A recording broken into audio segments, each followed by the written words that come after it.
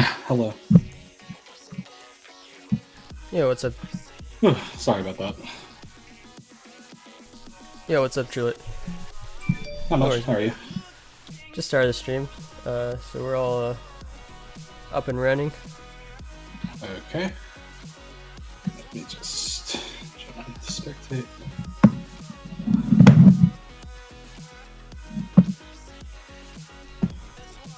And it looks like I'm gonna cast with you because I don't think anyone else is Oh, cool. available. The autofill casting pair. Hell yeah. We're very experienced with this.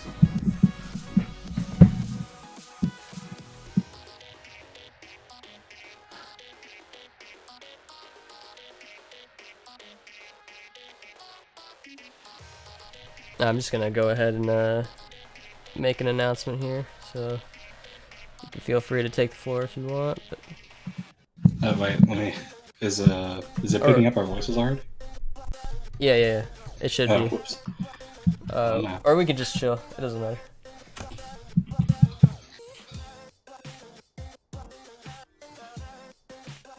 I like the graphic on the stream. Oh, thanks, man. Yeah, that's a big help from Manwallers. That's Okay. Well, I mean, I guess when we get into Champion Select, we can start it up.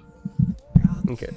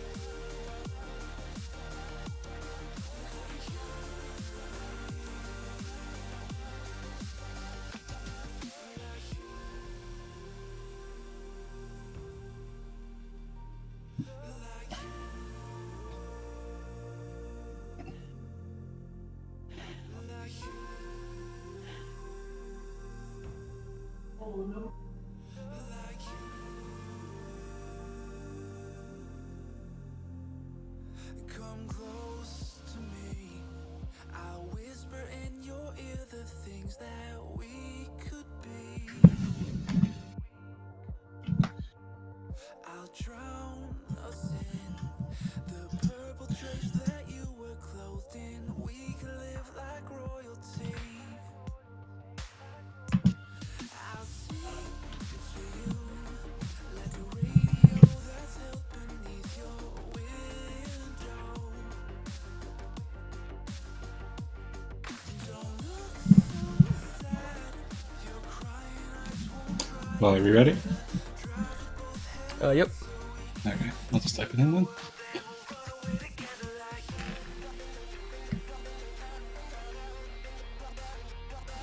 Start the game already. You think it's gonna be a long one? I mean, caster impartiality aside, like, I love JBZ, like, full disclosure, but this is an uphill battle for them, just on paper. Yeah. So I don't think it's gonna be a long series. No offense. I think it's gonna be. I think it's gonna be pretty good. I think we'll get at least 4 games. Okay. I think 4 is a good number. Okay. Welcome, ladies and gentlemen, to the last semi-final of the Prophecy Cup Season 5. I'm the True Light. Casting alongside me is the magnificent escapist. He can get out of any prison. Welcome, guys. Welcome. As the bands come through here, first band's Camille from Goth Boi Clique against Ropey. Considering that is probably his most successful jungler, very understandable. And then the Pike band from JBZ targeting Doxling. I think Doxling something like 4-0 on Pike can be an incredibly strong support. Then the Mundo ban is Josidon's pretty crazy on Mundo. Mundo's pretty insane in general, so you just don't want that top lane hyper tank on the table for JBZ. And then the next ban, Graves, just good against Knight of Zed. Like, he's the Season 5 MVP for a reason. So I don't think you ever want to let him get Graves. So it looks like the ban strategy from GBC was, let's take off what JBZ is most successful on. Let's take the Camille, the Mundo, and the Jhin off the table, force them onto picks that they're not as confident on. While the ban strategy from JBZ is something similar. Except for that Akali ban, maybe you see either Fugnuggle or DTS spamming Akali recently. Rakan lock-in for Sharkbait, I think it's pretty interesting. Rakan took some slight nerfs this patch, but his engage potential is still really strong. What I think from Sharkbait, like, there's two schools of thought, I think, at the moment for Rakan, or at least in Sharkbait's mind. You can either look for Aftershock and have that reliable tankiness after you get the hard CC down when you engage, or you look for Summoner's Spellbook, and you have the flexibility of multiple Summoner spells after you use them. So it's going to be the Xayah Rakan bot lane combo for JBZ. I think they tried it in their series versus Spell It Chat to some degree of success.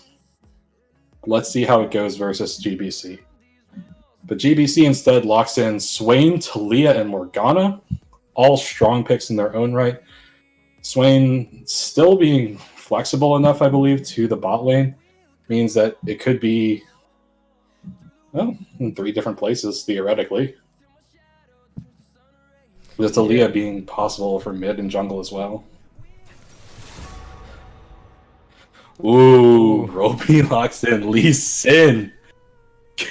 Damn, that's the pick right there to show that you're not afraid in game 1.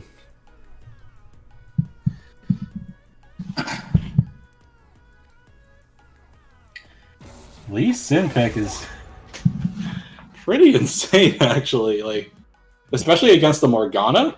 Like, you've got to be really, really on point with your combos, or hope Morgana has already used Black Shield if you're locking in Lee Sin. Because there's not a lot of magic damage on this comp that can cut through the Black Shield at the moment. So, the Xayah root, Lee Sin, Dragon Kick, neither of those tools look particularly potent because they're physical damage. No cure for fools.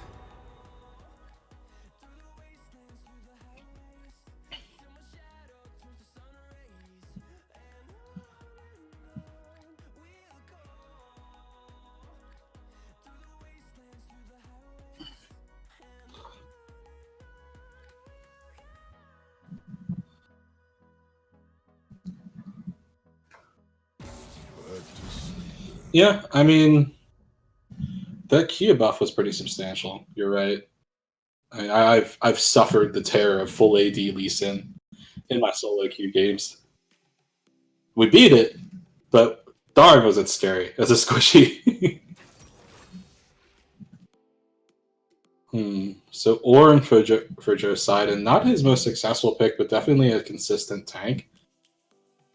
Like, on the side of GBC at the moment, there's a slight problem of reliable engage tools.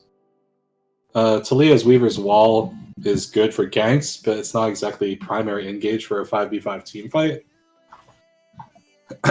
Drowsy, locking into Poppy. That's a bit more of an engage tool with the heroic charge into the wall. But let's see what DTS is going to go for here. Or will it?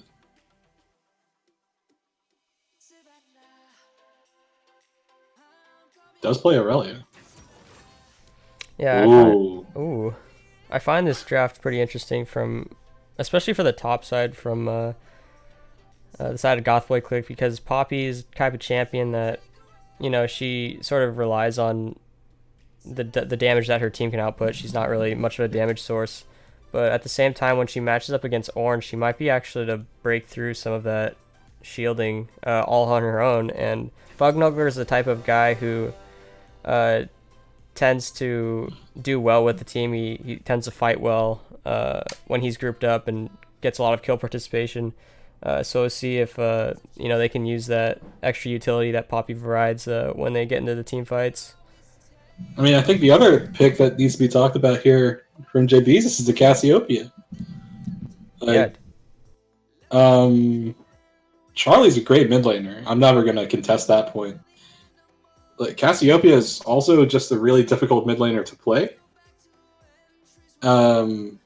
You get a good petrifying gaze off. That ultimate can stop a team in its tracks, like quite literally. But if you don't get a good petrifying gaze off, then you're not having a good time. And even then, Cassiopeia is one of those two, what Riot has dubbed machine gun mages, just throwing out your Twin Fang constantly for the damage output. So it's really on Charlie to get that damage down. It's on Charlie and T-Crank, really.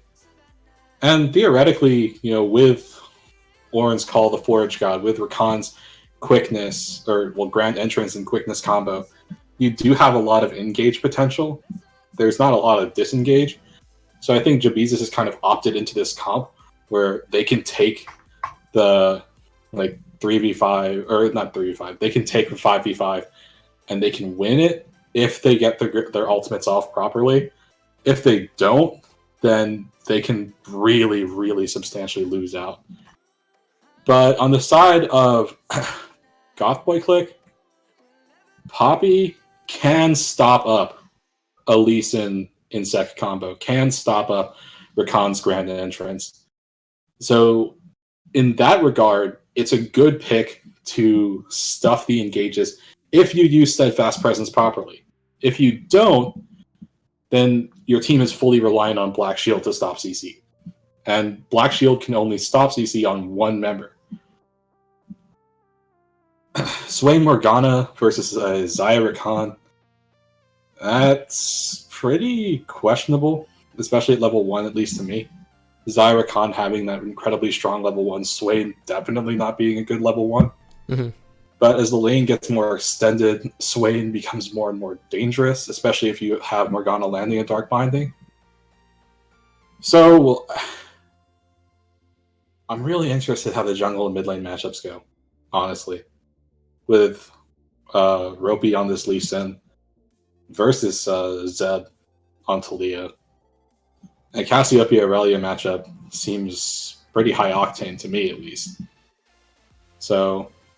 yeah, and actually we can pull up a bit of a graphic here that Manwaris has made for us, taking a look at the jungle matchup this time.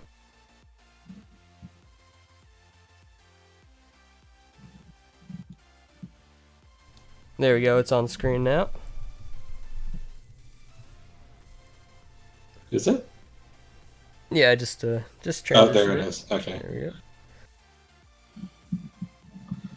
So yeah, you see that Knight of Zed kind of difficult to ban out in regards to his picks. Incredibly successful on the Graves to the Xin Zhao and Talia. Ropey, successful in his own right. But you look at these numbers, I would say they kind of speak for themselves. Knight of Zed overall just having a better statistical game over Ropey here.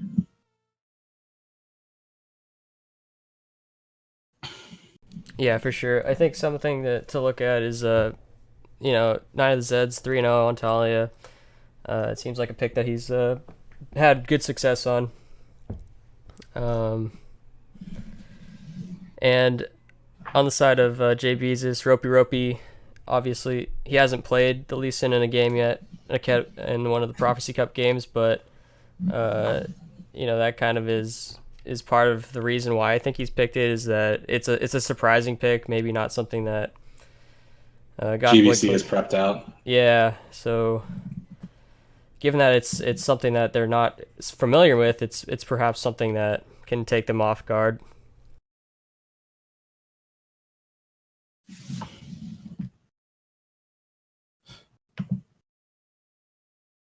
Going for the Godfist Lisa and Ropey making a statement.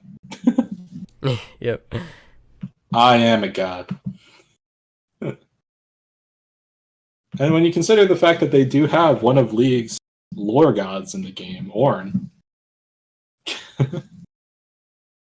Yeah, it's a good combination. Yeah.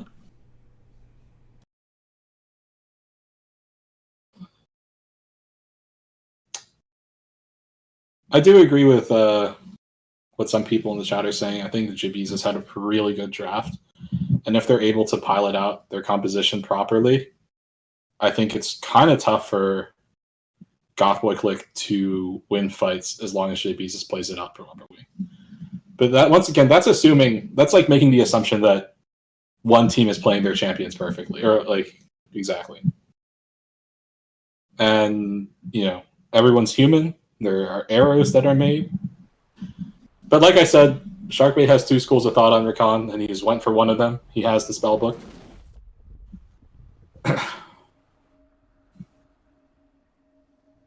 And I don't think Spellbook is wrong into this composition. They're not ultra high damage. So he should be able to get away without having Aftershock.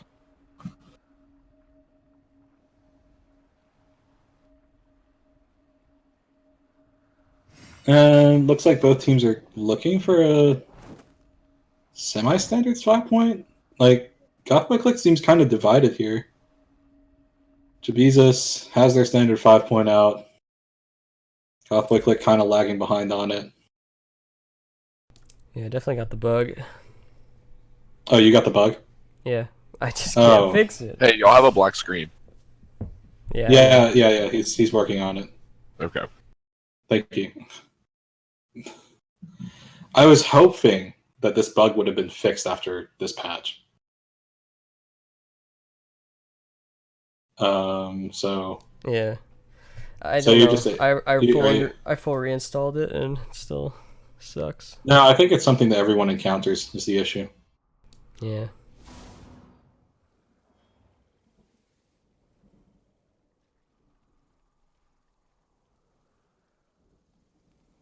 So you're getting back in.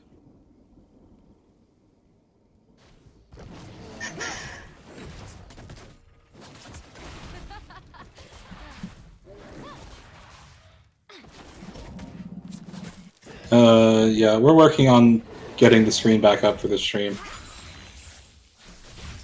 Hopefully it'll get there.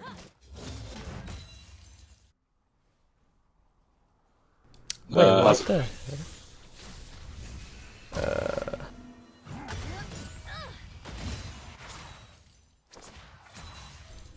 Alright, something's still wrong, but I'll just put it on display capture.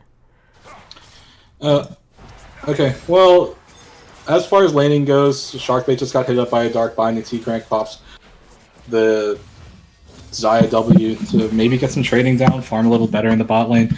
Top lane, just signs a slight experience disadvantage. Fugnumber is already level 2.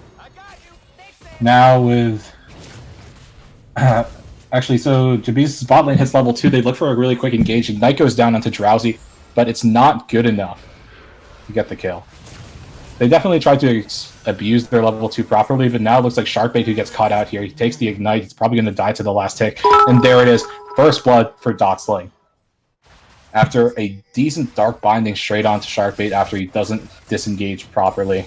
Probably should have just flashed out, but I don't think they were anticipating the damage enough properly. And looks like the stream's back up, so thank goodness for that. Mid lane, Charlie going for some damage on DTS. Looks for the Twin Fangs, but he's running out of mana. Means that DTS is just able to walk it out, no problem.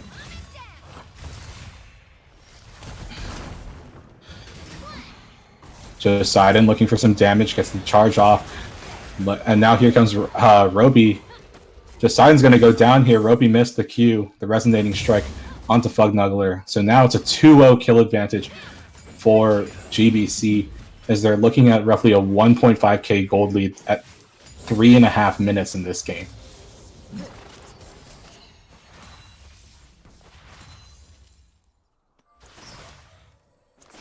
Yes, this is game 1. Okay, so apparently the stream is slightly behind. Yeah, I'm trying to fix it. Okay. We're working on getting the stream fully caught up to me. But until then, I will keep casting.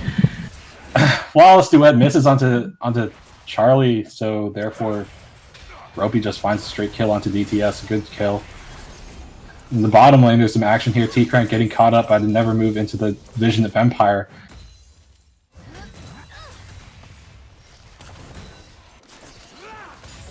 Okay, well, things seem to have taken a little bit more of a relaxing turn. I say relaxing as top lane starts trading more and more. But the return kill onto DTS means that it's only a 1.1, roughly 1.1k gold lead in the favor of GBC. So let's look at why. That's primarily off of Knight of Zed having a 1 kill and then 12 CS lead in the jungle. As well as... it's really off of Knight of Zed, I think. Yeah, top lane for Bugnuggler is up by 300. Jungle is up by roughly 300 as well. DTS looks for an engage onto Charlie, but nothing comes of it.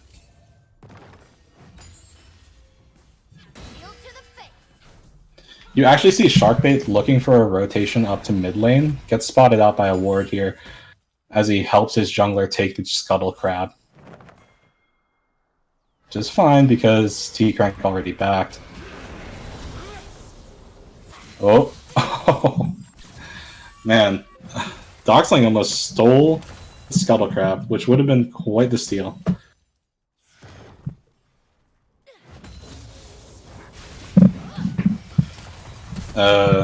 You okay, Escapist?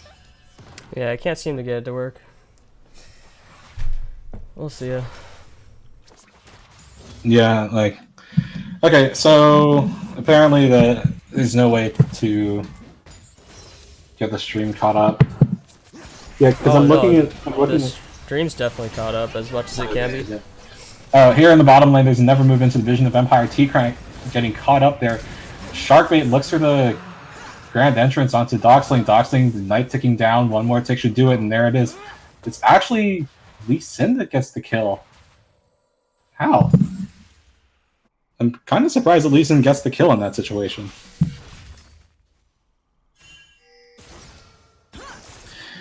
Overjoe, Rakan doesn't have Airy. He has a spellbook.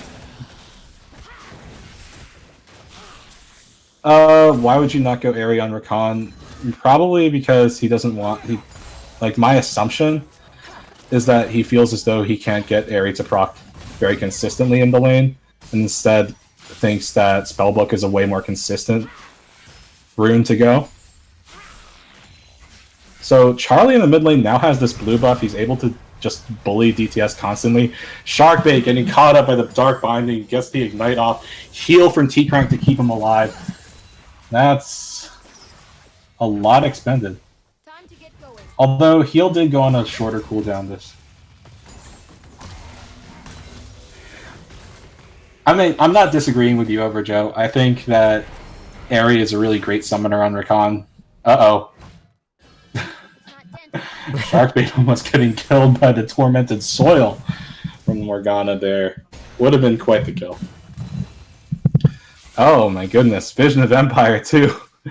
Doxling and Drowsy not letting Sharkbait back.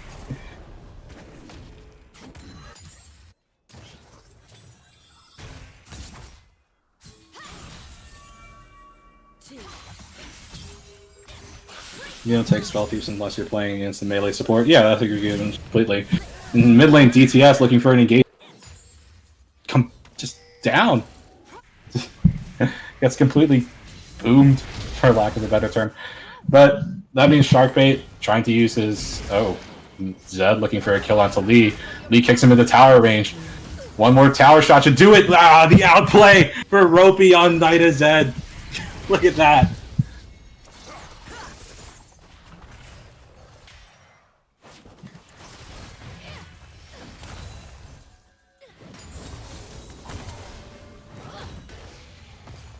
Well, okay.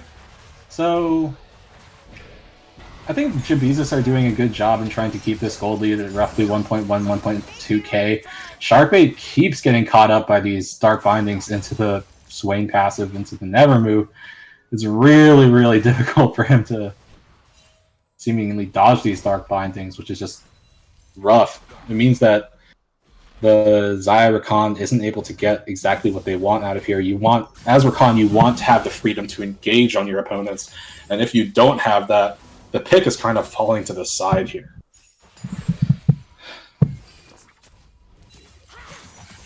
Ropey trying his hardest to carry. Well, he is 3-0. He does have all the kills, so you're not wrong.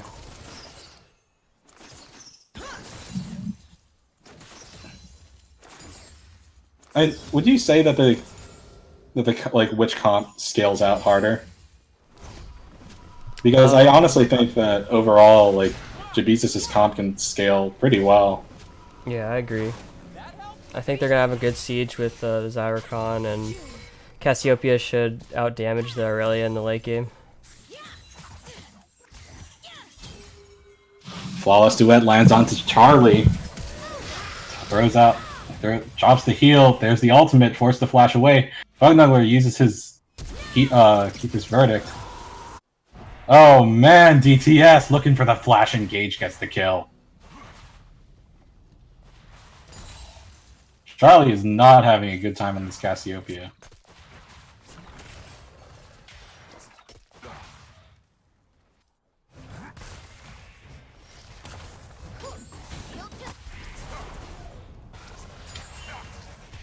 I think top lane is just a bit of a farm fest, as it looks like, but Poseidon's falling behind pretty substantially, almost 20 CS at this point.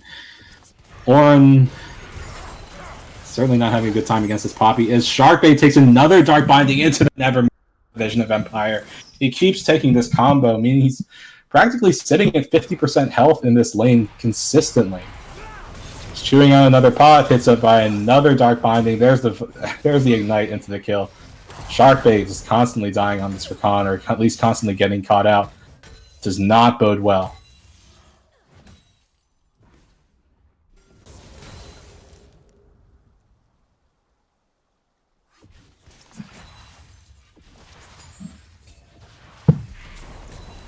Alright, there. I finally fixed the overlay, so it at least works now. Nice. Poppy looking for a bit of engage onto just Poseidon here. Bugnuggler, rather. Poseidon taken down to roughly 55% health. Dark Binding lands its way onto T-Crank.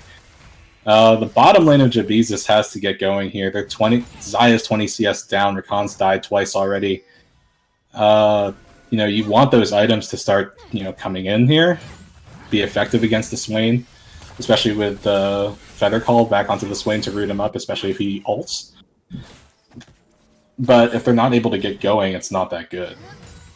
Because the damage output is so low, and especially with Charlie falling behind here, you don't want Ropey to be the only carry in this situation, because, like we discussed, full AD Lee Sin can be scary, but into a Poppy, into, like, who else would you want to kick? Like, Talia, you'd want to kick Talia or Irelia, maybe Morgana. You don't want to kick Swain into your team, because then that's practically inting.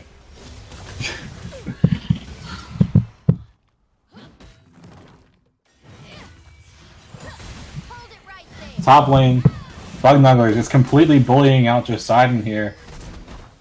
Poseidon taking incredibly low. He has to use the Searing Charge to get through back to his tower to safety. Charlie's being given these blue buffs consistently. Ooh, another Dark Binding onto Sharkbait.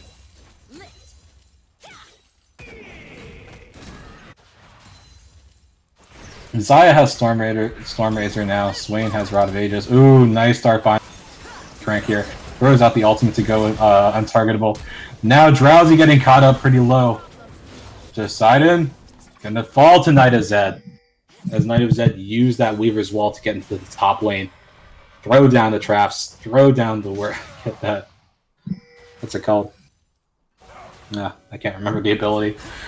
WE combo. I mean, I think the issue of Josidon dying there is he's already down Flash. So saying he walked into that is kind of like saying, like, well, what else is he going to do there? If he's searing charges over the traps, he dies anyway. So he's dead 100%.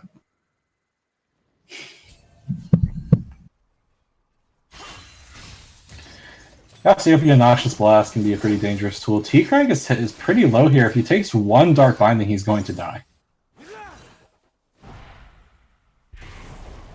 Okay, good dodges. Ropey. Safeguards to safety. Well, okay, wait, that's actually a pretty interesting. Safeguards to safety. Oh, Flawless Duet almost lands its way on Charlie as he slithers away from it. So now the gold lead's over 3k. Mountain Drake and Infernal Drake now in the favor of Goth Boi Clique. They're looking to accelerate this game. As Sharpbait eats another Dark Binding, it never moves. That means that the combo just kills him completely. T-Crank looking for some damage down, but Knight of Zed coming in here means there's no way that a return kill can even be thought of.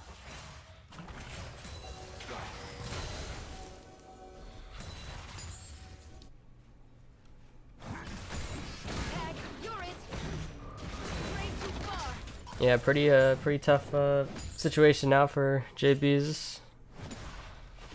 Down. I mean, they haven't dropped a tower yet, but this bot lane, you know, with Sharkbait getting caught out so consistently, it's very, very rough. And because, like I said, you need that freedom on Rakan to be able to engage. You need the threat of your Grand Entrance and your quickness. But if he constantly eats the Dark Bindings, there is zero threat. There is zero comfortability for T-Crank to farm here, because he's constantly seeing his support get caught out. Yep. DTS finds a stun onto Charlie as he drops the ultimate. No, but Charlie gets a good petrifying game. So much damage onto DTS. He needs one more tower shot, but he's able to walk it out. Fugneggler looking for the chase onto Charlie, but he gets out. Oh, man. Yeah. That was such... Or it was almost such a play. Yeah, but both summoners being used but from both. we get caught up by the ground here, and by the Talia call. The Forge God comes out from Josidon. It's used for more disengage power. There's so much damage on this Talia. Just forces JBZ to retreat. Flawless Duet. Just barely misses as Fugneggler gets the Black Shield for that and just ensured engage power.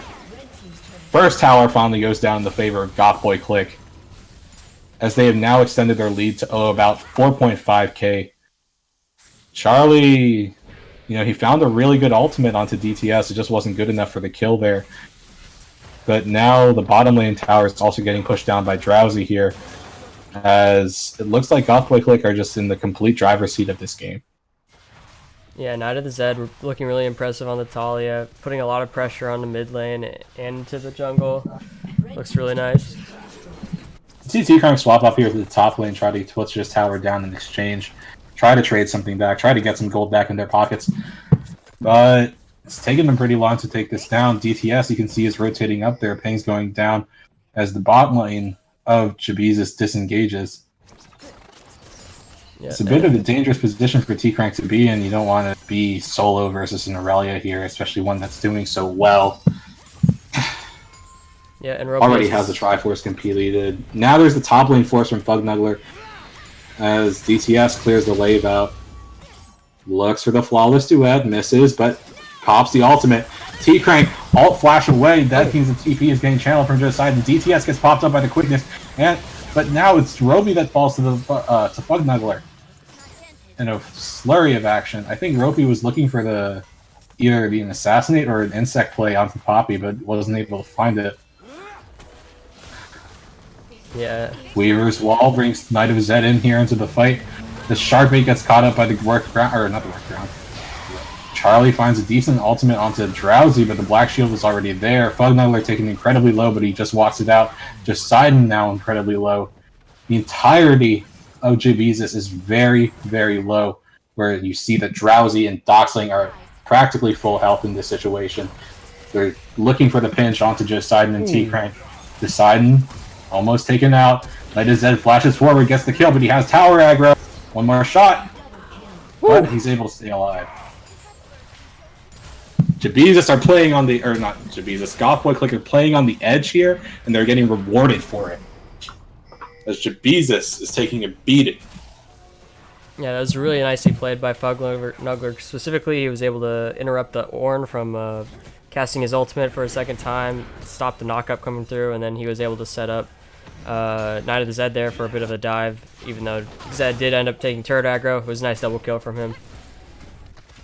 Yeah, I mean, just like DTS earlier in mid lane, Knight of Zed, if he had taken one more tower shot, he goes down, and the play might be different in that situation. But just that little margin, that slight bit of health means that they're able to just run away with the game. Yeah. Yeah, the only saving grace it seems like right now is that Lee Sin is still fairly comfortable. He still has a lot of damage, and he does have the Rift Herald that he can cast soon. But like on the other side of it, you see that he's 50 CS down. Like, yeah, and that Rift Herald isn't going to last forever. They need to pop it at some point, and they're not finding the opportunity for it. So we're probably just going to see a situation where Lee Sin's going to have to just pop Rift Herald randomly. Sharkbait taken up, pops the quickness, but he misses Grand Entrance because Pop isn't up. Bit of a waste of the ultimate from Sharkbait at that moment. Doxling looking for a Dark Binding. Ooh. Good Keeper's Verdict means the T-Cranks popped up in the air, it falls down. Now, Ropey trying to get out. Oh my goodness! Steadfast Presence stopped the Blast Cone from giving Charlie the full pop. But even then, I don't think he survives in that situation. Problems should be broken up into little pieces.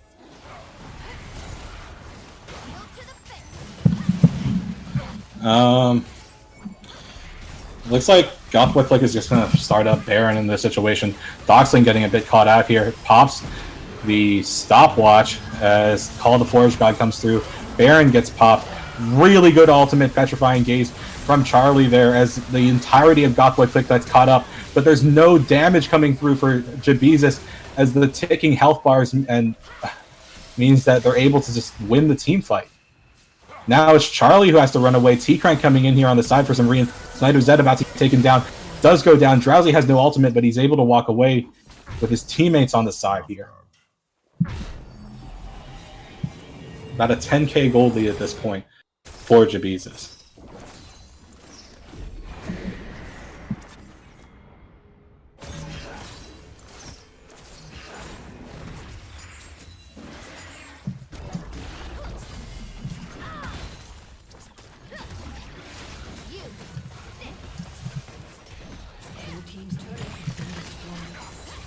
Uh-oh. Whoops. My game seems to have just frozen. Okay, come on, game. There we go. Oh, straight into some action. Sharkbait finds a but he's just going down here instantaneously. He has no survivability on this Rakan. Looking at his build, he has Zeke's Convergence, Merc Treads, second tier support item. It's just not tanky at all. And this is why I advocate, like, maybe you should look for an Aftershock on Rakan. Like I said, maybe he thought he wasn't able to get it. DTS getting slowed up. Charlie's cast the Petrifying Gaze, slows DTS, but now DTS looks for the turnaround, but he's able to get it as Charlie gets the kill. But in mid lane, the inner tower goes down in favor of Goth Boi Clique. Just Sidon looks for an engage onto Drowsy, finds the knockup. Fugnuggler's in the front, though, means that Ropey is not able to find a way in.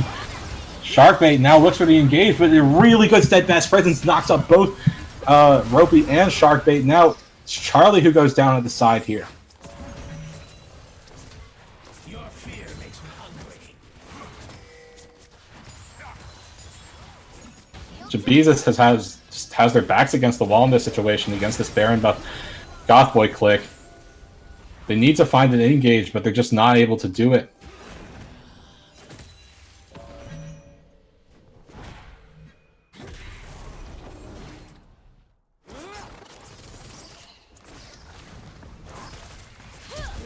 Ooh, good Weaver's wall cuts off the entire...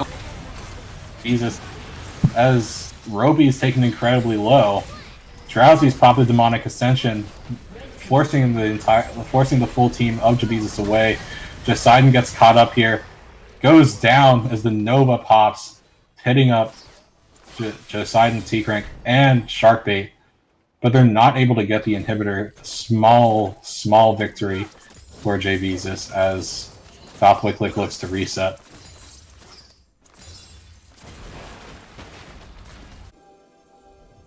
Blue team has slain the dragon.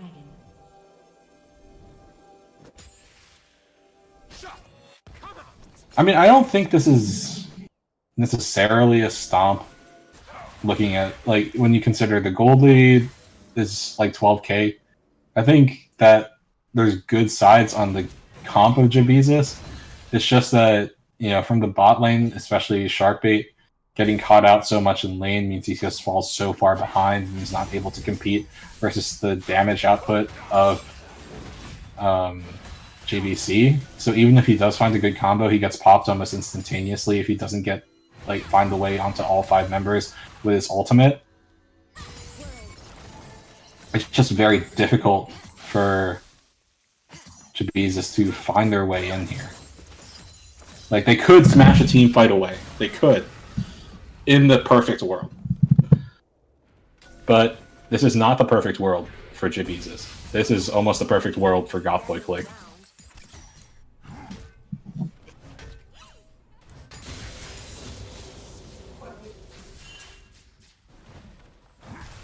Yep, Goth Boi Clique definitely getting everything they want at the moment. Another turret falls down.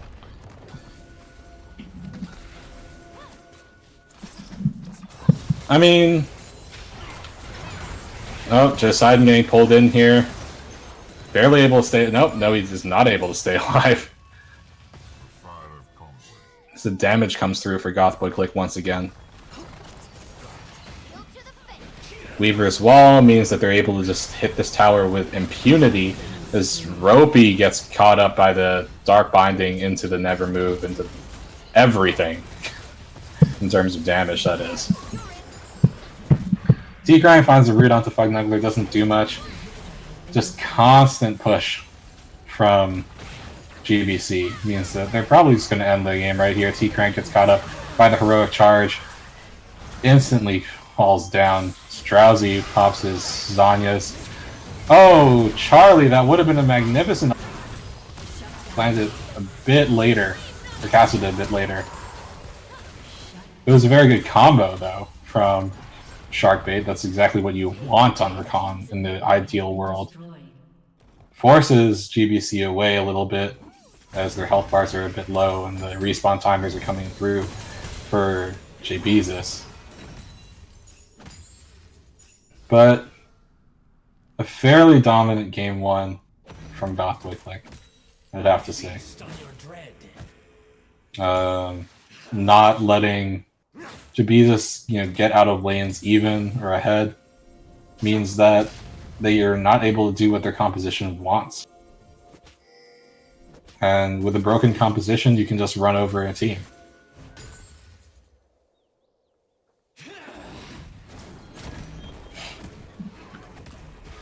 I mean, yeah, so there's 2 things that JBZ is probably doing, or could be doing, and one of them that they probably are. And in my opinion, that's like trying to figure out what we want to do, or what they want to do for second game. I don't think their bans were necessarily bad. It's just that they lost lane pretty severely here. So maybe they want to play, like, maybe they want to have a different draft for themselves.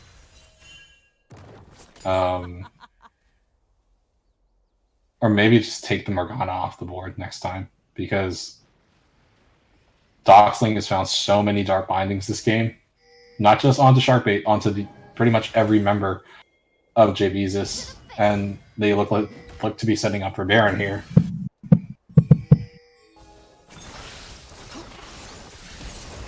JBZ should just FF for mental at this point. I mean, that's one way of thinking about it. Sharkbait gets caught up by stun from Aurelia here, cleanses it.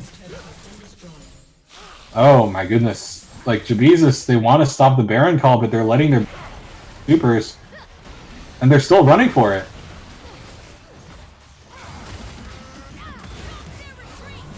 Ooh, Ropey gets caught, like, gets thrown away by the Keeper's Verdict as Sharkbait looks for a little bit of an entry onto the Baron pit. Doesn't get it. Baron goes over to Goth Boi Clique. JBZ is slowly losing their entire base. GBC looking for it. T-Crank pops the ultimate after he gets hit up by the Dark Binding. Another fantastic binding from from Doxling as this game is over.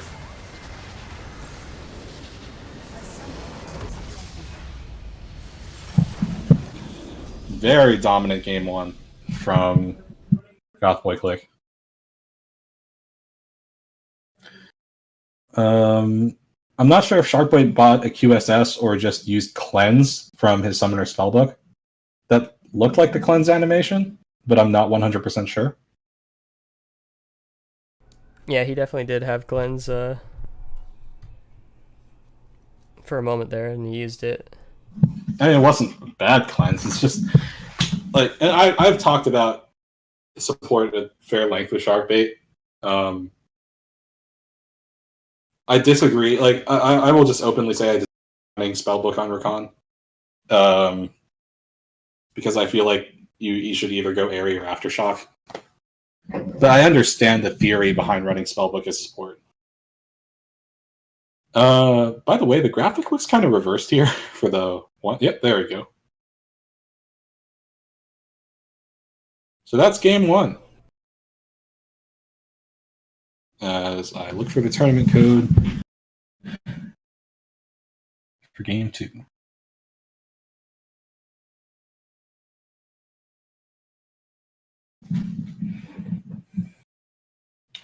So All for right, game guys, we're going to take a bit of a break here, actually. I'm going to start fixing things, so we'll be right back. Awesome.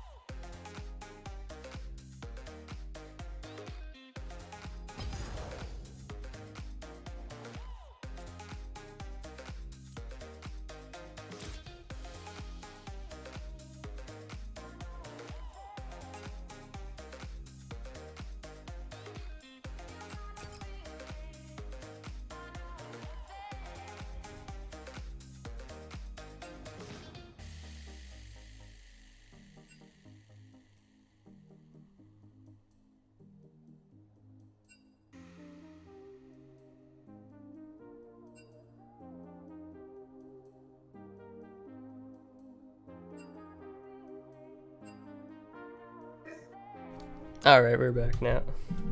Nice.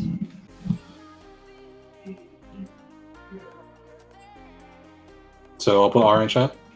Okay, you already did. Never mind. Yeah. Thank you. Always have my back. That's why.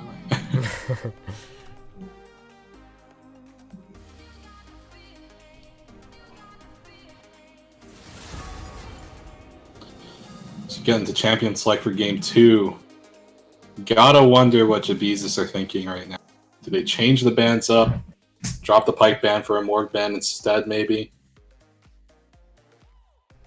Yeah, it's definitely a possibility. I think another possibility is either picking Nope, they're keeping the Pike Talia or banning it away. Definitely want to look. Definitely want to look for stronger lanes for JB's. I think. Yeah, although Ropey was 3-1, 3-0 to 3-1 at some point. Oh, there's a Morg ban. Nice. Yeah, although Ropey was 3-0 at some point, I felt as though like the lanes weren't so much about jungle pressure. Good to know. Mm-hmm. I feel like Goth Boi Clique kind of just ran away with the lanes on their own. Yeah, for sure.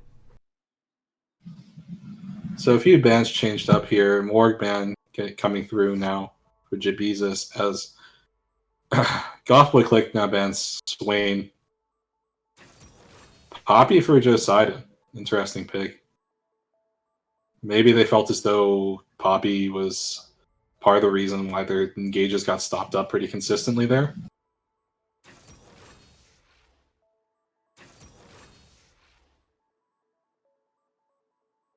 Now Varus and the Graves for Knight of Zed. Nocturne for Ropey.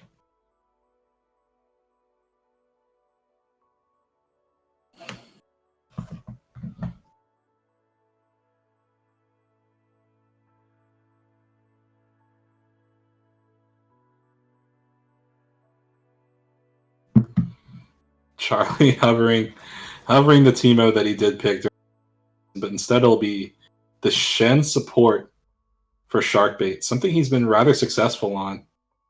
He definitely likes.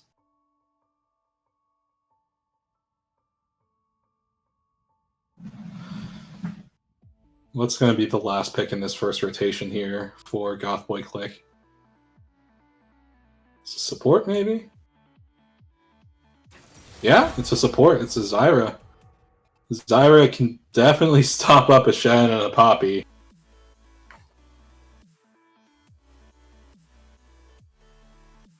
Drowsy and Doxling looking for these pretty aggressive lanes.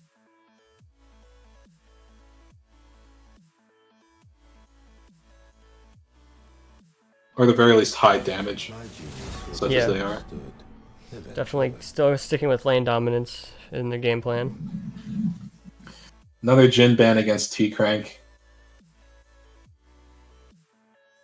So what are JBZ going to ban? They can ban mid laners or top laners. I was going to say, I think it's a little more prudent to ban mid laners.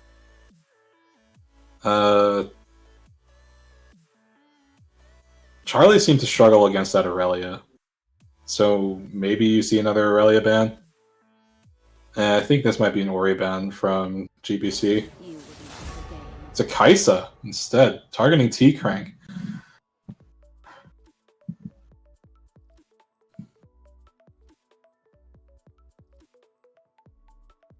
Kaisa's definitely that hyper carry that can take down pretty much an entire team. And yeah, there is the Aurelia ban from JBZ. So looks like they want to get a little more of a favorable matchup. Orianna is open for Charlie, something that he pilots really well, or at least classically really well. Teemo hover, always appreciated. It's going to be the Gnar for Fugnuggler in the top lane. Kind of interesting to know how that's going to go. Mm-hmm.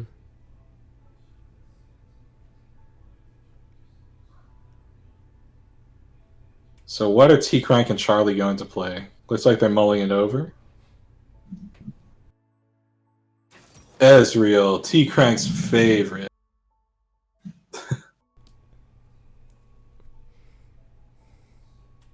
And there's the Orianna pick for Charlie.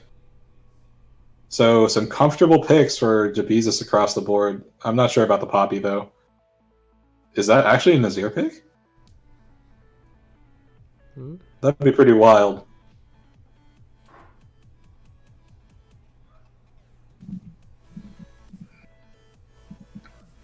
Ooh.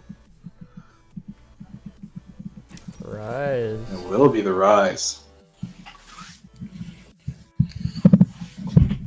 So JBZ is going way more towards comfort in this draft phase.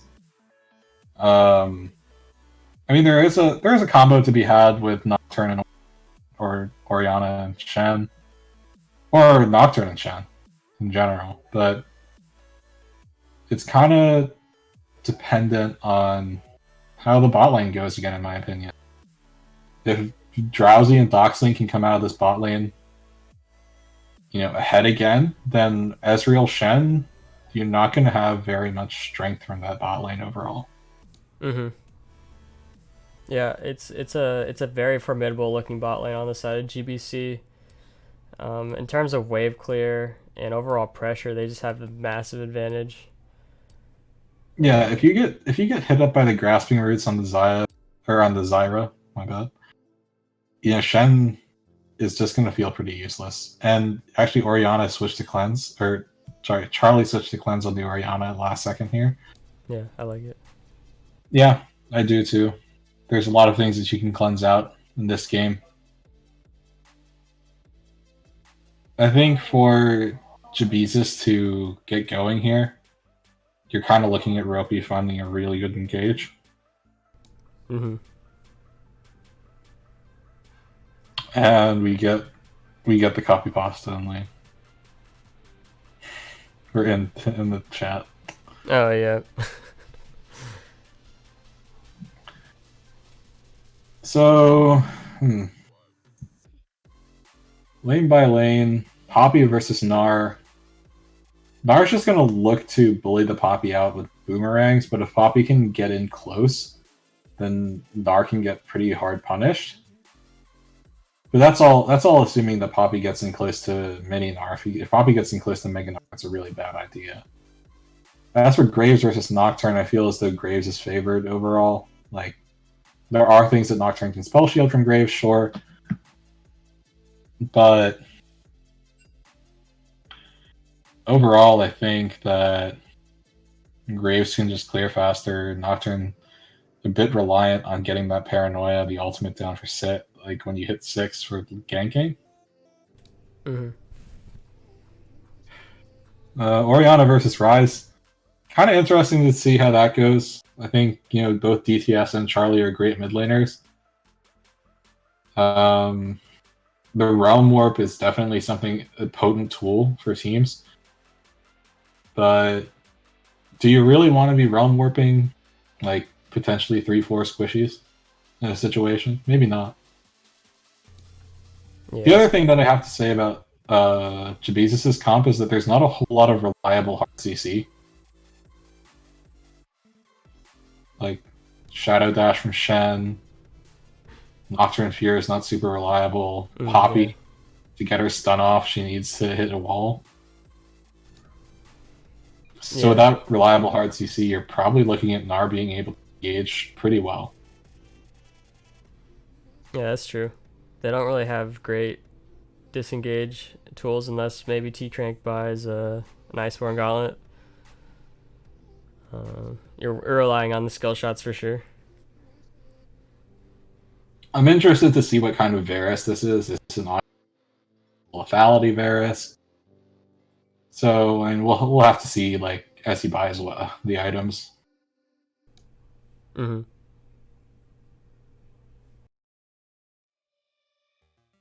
As the spectator delay ticks down to 0. Dun dun dun.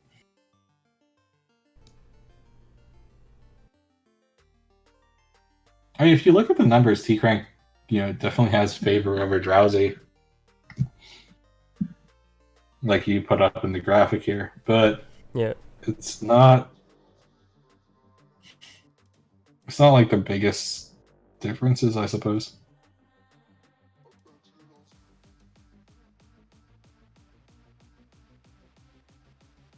And you can see that Sharkbait this time has elected rather to take the aftershock on the Shen, meaning he's gonna need to hit someone with that Shadow Dash to proc the aftershock. Because if he misses, then he's a squishy boy.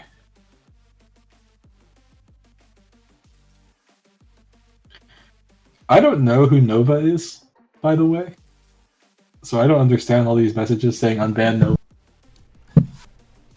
Oh, Nova's a It's just a an familiar interesting name. character. Yeah. Okay. Not sure either about the history, but I know that he is currently not in Prophecy Cup Discord for reasons Determined by the mysterious. council. Yes. Oh, Okay, well, Are you in teams have game? loaded in. Did you get the bug again? Yes. Oh, Stand okay. by. So, Rip, Escapist got the bug again. We're gonna get the stream up as fast as we can once more. I hate this bug with a burning passion. I am very sorry, everybody. I will just cast what is going through here. Both teams have lined up in the standard 5-point. Not a whole lot going on. Oh, at least this time my screen's not completely black. On stream, it's black. Patience. We got the loading screen. Okay. Oh, there's a loading screen. Nice. All right. What's your game time? Minions have My game time is currently 108, 109, 110. Perfect. Nice. We did it. Got some banter going on in the all chat. As it looks like both junglers are starting on their top side. T-Crank finds the Mystic Shot onto Doxling there. Did he get anything? No, darn shame. Didn't get anything out of that Klepto proc. I do like the purple aesthetic overall from Goth Boi Clique. Oh yeah. Ooh, Nice. T-Crank getting caught up by the Grasping Reach takes up a lot of damage, but there's a Shadow Dash onto Doxling. Burst blood onto T-Crank as the Ignite comes down. That's the kind of game that JBZ just wants to play right now. That's hype. And Sharpay is very comfortable on. Like, that was a max range taunt, by the way. But here in the top lane, Fugnuggler finding a bit of her Joe's side and probably going to play this lane out how he wants. Yeah, just every little bit of pressure like that, one kill here or there can add up. Also got to talk about that mental. Oh yeah. And I don't know how I would feel coming off a strong game and then getting first blood at level 1 like that. Ooh, Sharkbait misses a Shadow Dash. Yeah, that would have But been another Doxling- kill, I think. Doxling's still level 1. Yeah. So maybe Yeah, I think that might have been another kill. Potentially. As Charlie looking for the fight here, but now Night of Zed's come, Charlie flashes over the wall to safety. Means he stays alive. Just Sidon getting pushed down and bullied out by the Gnar looking for the hyper procs consistently. He's getting shoved into lane here. Sharkbait's taking quite a bit of damage now. This Zyra has the lane pushed into him.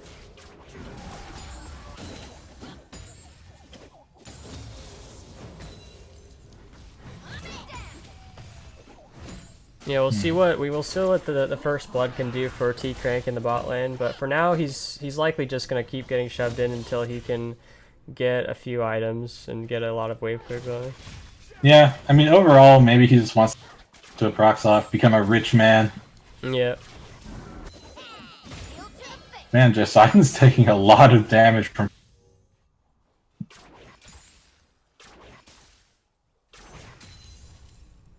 Doxling looking for the grasping roots, finds a plant, but gets popped by the tower.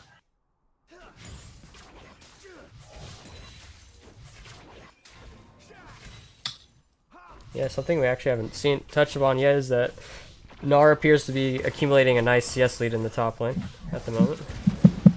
Yeah, rather substantially, just shoving into lane. Fugnuggler looking for consistent, constant damage onto Josidon here. Josidon's just not able to find a way in. It's good positioning from Fugnuggler to stay away from the walls so you don't find that heroic charge from Poppy. Ooh, missed the cannon too.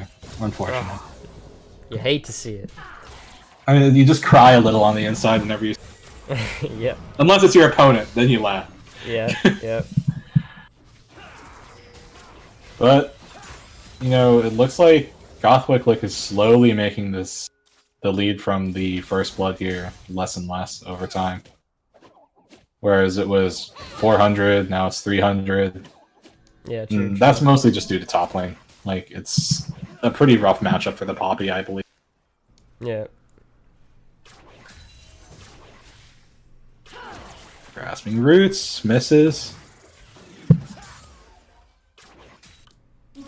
Oh, here's some action in the mid lane as Charlie gets rooted up and the line goes down onto him. That's a flash down for DTS mid now. Yep.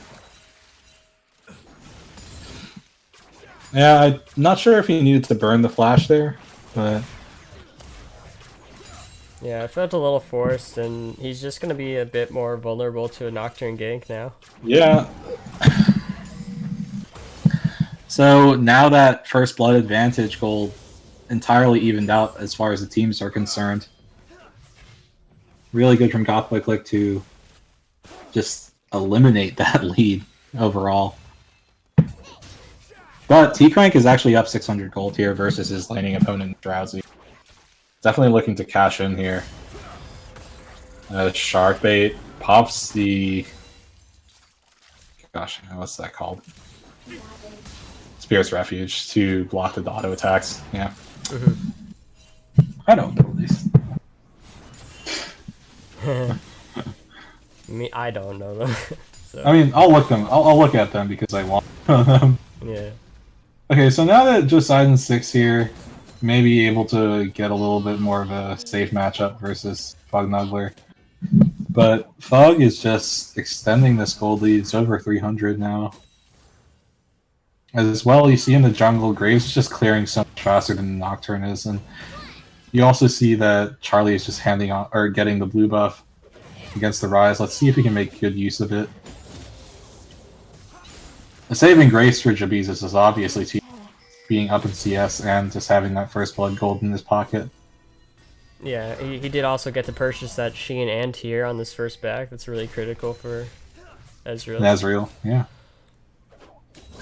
Got a sly sack of gold. Jeez. Oh, yeah. Cashing in that fat monies. It's a good feeling when you get one of those popping up. Yeah.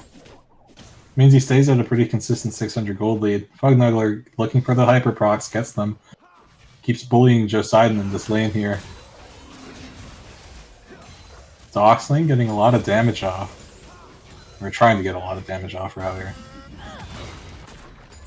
Zed's actually going to show in top lane here, so bot lane is able to go forward. Yeah, bot lane able to play as aggressively as they possibly can. You see that Ropey is actually 6 now. He's hovering around mid lane, possibly looking for the gank. I would love to see him gank bot here. I'd just go for a dive. See if they can get a summoner spell out. Zyra's pretty vulnerable here.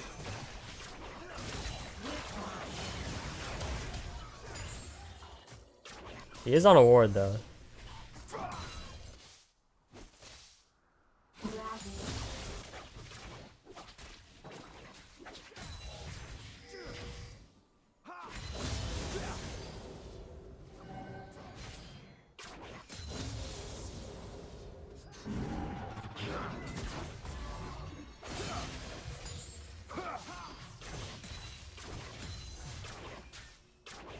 Yeah, and you kind of a little bit disappointed to see Nocturne not being able to ult anywhere at the moment. He is level 6.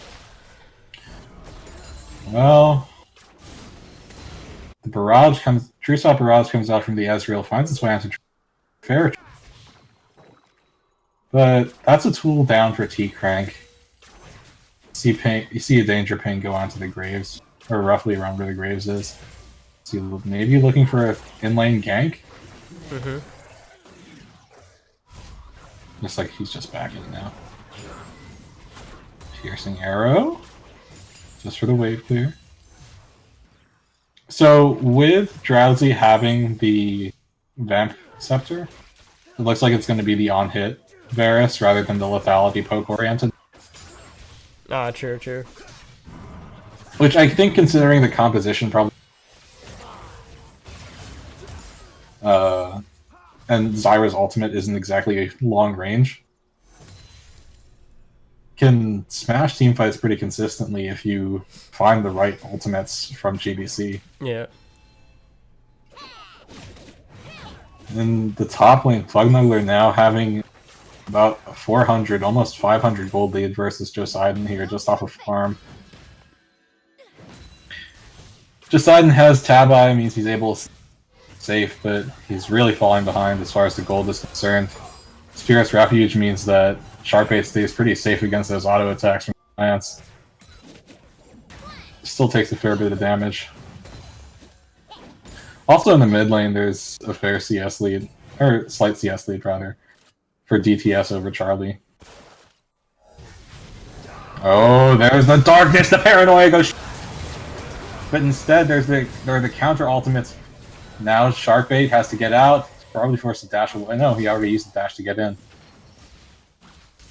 Unfortunate. Drowsy almost dropped to that, but now DTS is looking down for a roam. Maybe? No? But Knight of Zed did show up in bot lane for the counter gank. Yeah, and that was a hair away from another kill. Because Sharkbait actually just barely got out of turret aggro there at the end, and if he had stayed under, then he would have definitely fallen. Yeah. Like, just those small differences working out for, I guess, both teams in some ways, but with the bot lane and the jungler of JBZ being forced low, probably means that Knight of Zed's able to take this free Ocean Drake, which, you know, best laning Drake. Oh yeah, they love this. Like, especially, you know, with the Zyra who wants to spam her spells, or Ryze who wants to spam his spells. Yeah. I mean, and if it was a lethality Varus, this would be even more dangerous. Yeah. Even But Gnar, you can see it's he's gonna be able to take. Oh yeah, that's true. Deep trading, maybe under turret as well. Oh, a Nuggler looks to throw the rock, but just hit some minions with it. Maybe no, not looking for the engage as Ropey gets pinged out here in the bot lane. Drowsy taking a lot of damage from the arcane shift forward into the mystic shots from the Ezreal here. T-Grank is just so comfortable on this Ezreal.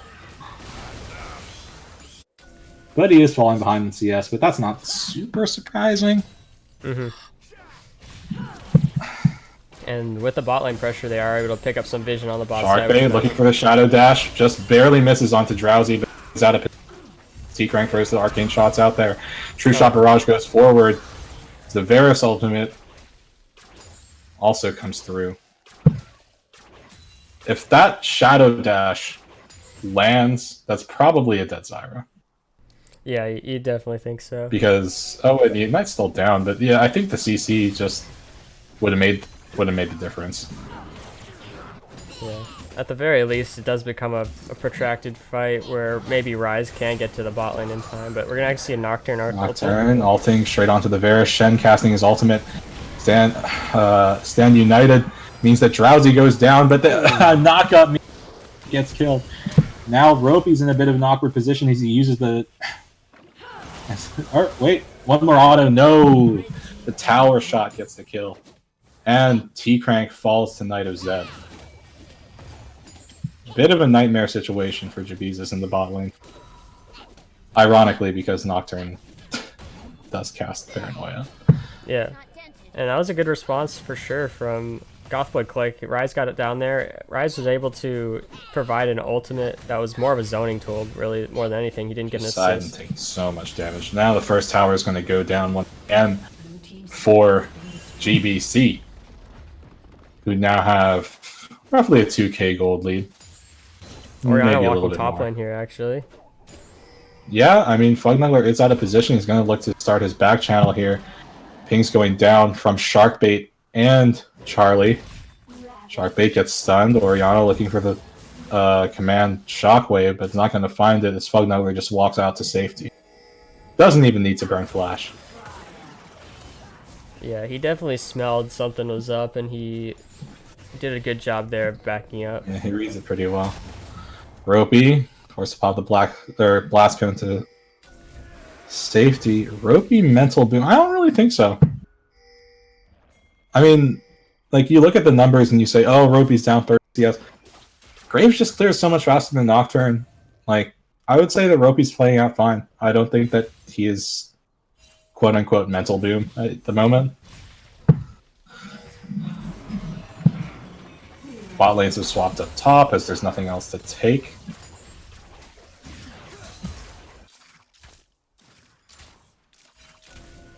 Even as far as gold is concerned, T-Crank's still up 4.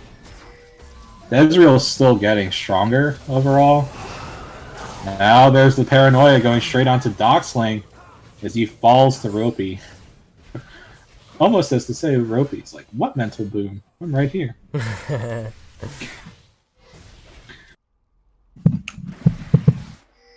Looks like JBZ might want to start up this Rift Herald. DTS taking a little damage from the command move and dissonance.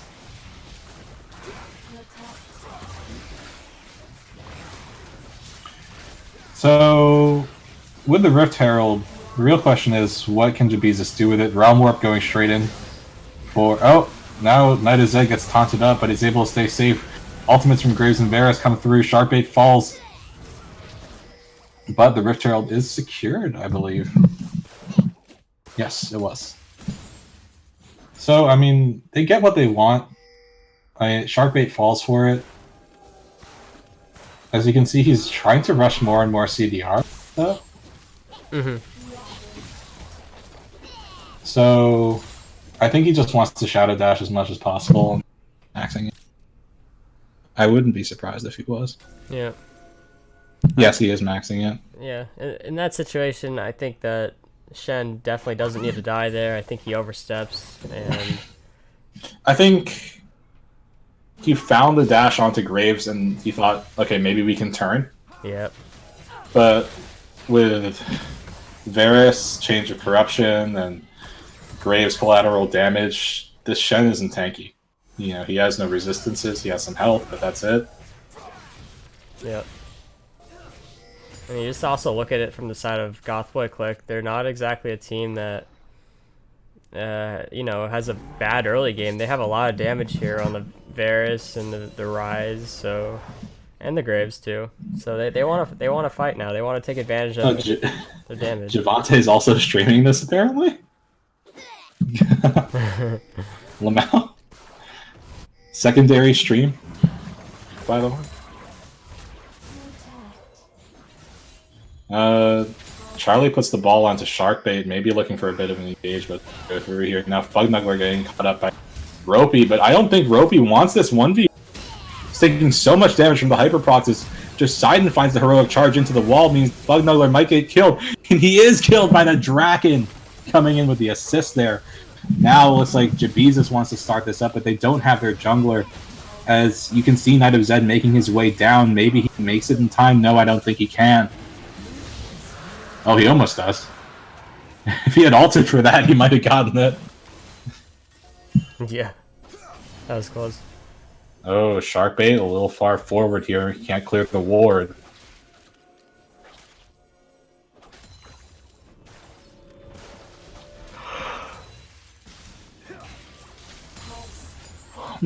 T-Crank has pickaxe, has the Tear of the Goddess, looking to get that man immune. You know, once he gets that unlocked, Ezreal just does so much damage. He's already at 600 stacks on it. On the tier, that is. But he's a bit far forward as Knight of Zed just standing in the bush here. T-Crank might be getting boom, flash for flash, but T-Crank can't get away. Oh, man. That was a really good read from JBZ, and his shark bait getting caught up here as he tries to dash away to safety, but instead it's the plants from Powerfully that get the kill. Now, oh, Charlie falls over, but at least Ropey gets a kill back in exchange for his own life. Joseiden not there in time. Maybe he should have been counting up his ultimate already, but now he just throws Drowsy away as he falls as well, and that's an ace coming in for GBC. Yeah, just GBC overpowering them here in 19 minutes across the map, getting that ace. I mean, a bit better of a game overall from JBZ, I'd say.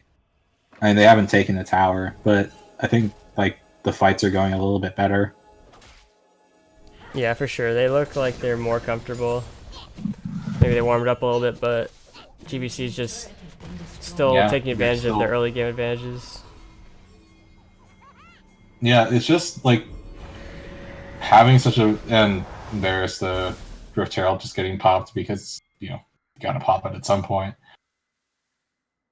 But I would say JBZ is playing it out solidly. They're not playing poorly or anything like that. They're shoving down with the Rift Herald, hoping to get the tower. Realm Warp from the Rise here to get the tower is double Shadow Dash into the command wave.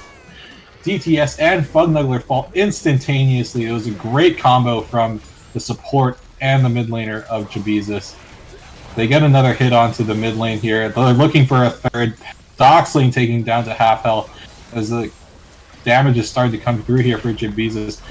Maybe they can even get the inhibitor tower push. As the Paranoia gets cast by Ropey and they get the kill. Holy cow. With one more hit from the Rift Herald, they're going to get... Oh, nope! Piercing arrow from Varus, but they're probably still going to be able to get the inhibitor here. What a swing from JBZ. Yeah, talk about the swing. Holy shit. It's almost like they heard us. It's almost like they said, hey, come on. You think that was just a warm-up? Come on. Yeah, and if you blinked, you would have missed it. That was crazy. Yeah. Just a bad Realm Warp from DTS and Fugnuggler. Maybe a bit of arrogance coming in, thinking they can just Realm Warp into 4 people. Yeah, true. It is a very fragile team on the side of Goth Boi Clique, so they are prone to getting bursted down. And with the Ezreal on the Iceborne Gauntlets, they're actually got a pretty good chase as well. Yeah. JBZ able to clear out the vision around Baron. And having that inhibitor down is just like, auto-pushing. You're probably just going to have to keep Rise in the mid lane pretty consistently just to take out the super minions. Mm-hmm. And as you can see, T-Crank does have his Muramana. I think that's what it is. I always get them mixed up, honestly. Yeah, it's a Muramana. Woo!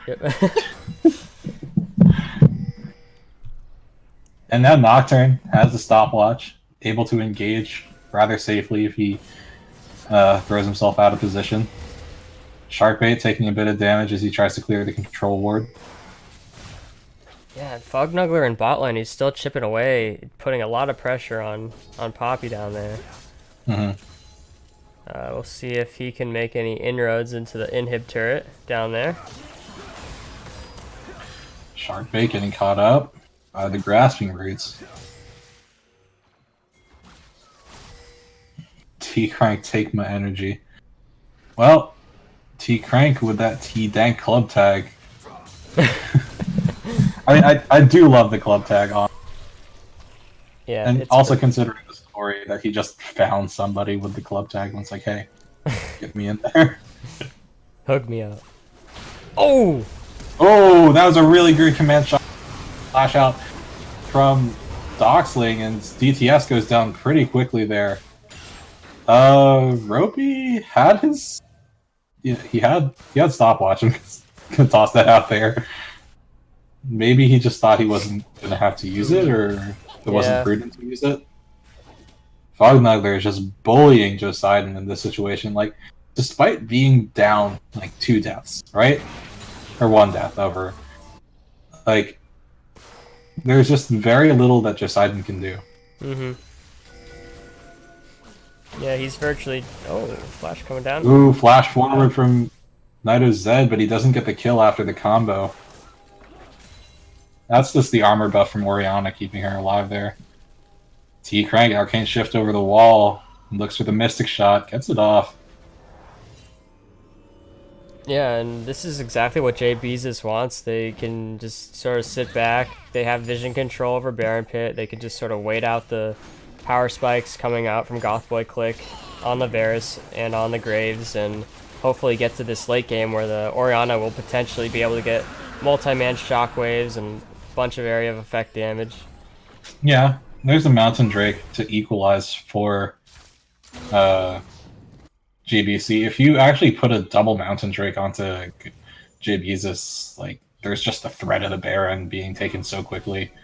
And Ezreal is not classically a fast Baron take, but when you put double Mountain onto any composition, you know, their neutral objective, or really just their objective taking power is so high. Red team's turret has been destroyed. Yeah. And Charlie just nabs the top lane outer tower for free there. Yeah, nice pickup by Charlie to spot that one out. Into check Baron. Both top laners have TP, just clearing out bot lane. You see that Fognuggler does have that split push build, the Blade of the Rune King plus the, what do you call it? Black Cleaver. Mm-hmm. And looks like he's working towards a Phantom Dancer also, with the double daggers. Hmm.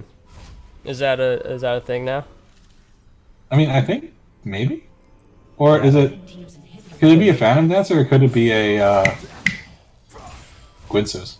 Oh yeah. Maybe. Could be a Gwynsos. Yeah, I really have no idea. So, with the inhib coming back up here, means that GBC is now not as pressured, because now they don't have a lane they need to auto clear out. Yep, for sure.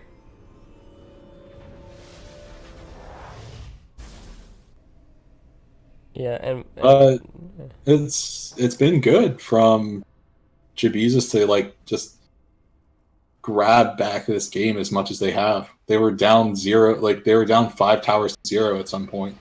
Now it's 4-5. yeah, and they're actually still down about 7k gold, so they still have some work to do here. Yeah, but like I would say, despite Doxling getting caught out, might be going down one more hit. There it is.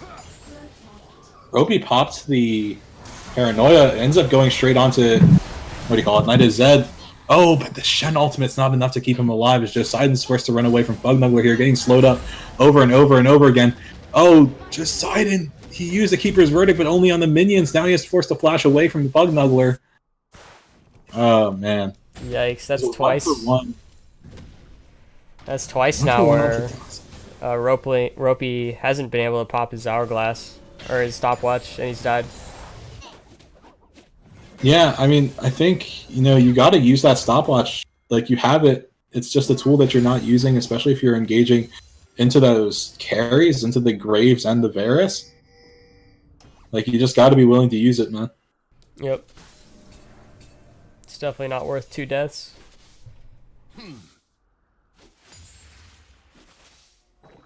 And that earlier Yeah, pick yeah. that they got on the Doxing just not going to count for much now.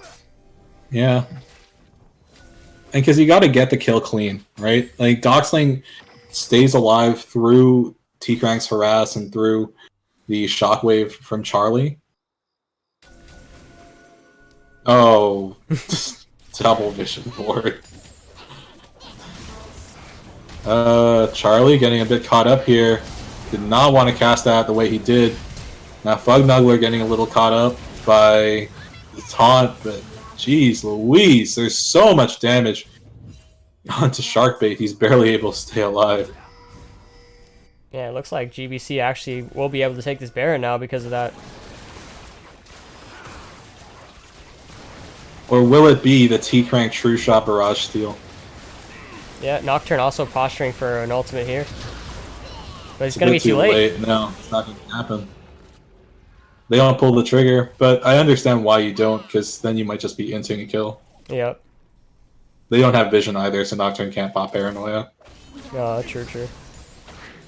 Ooh, that's a good bit of damage from the dissonance of Charlie. As Goth Boi Clique looks to be pushing this mid lane down, they need T-Crank here to start clearing this out. Yeah. Because, you know, just the Baron buff making your minions more resistant to magic damage is so potent.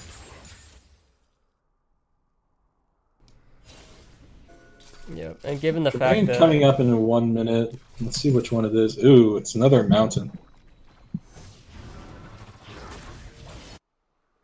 Which means one of these teams is going to have a double mountain Drake. uh-huh.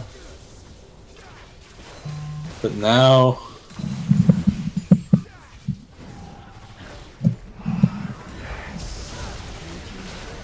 Oh, Paranoia going down.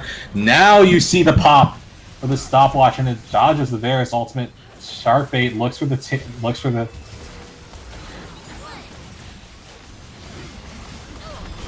Oh, Charlie kind of missed the ultimate. Well, no, not kind of. He straight up did. As just Sidon goes down, like I think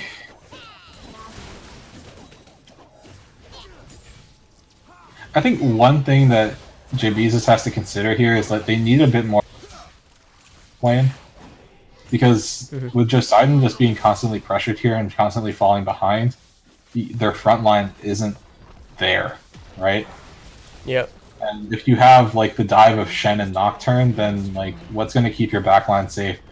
Like the Poppy Keeper's Verdict, yeah, sure, but you still need a frontliner. As Goth Boi Clique just look to be shoving them this in now. They're at a 13k gold lead. As they have lost all 3 of their inhibs as well. So, I'd say a bit better of a game from JBZ, but once again, they've let the game run away from them. Yeah, to me, they're kind of using like their tools, like Nocturne Ultimate and Shen Ultimate, as an engage, but at the same time, it's just like Ropey is too squishy to last any long to like do damage, so you almost would rather him be like a tank at this point.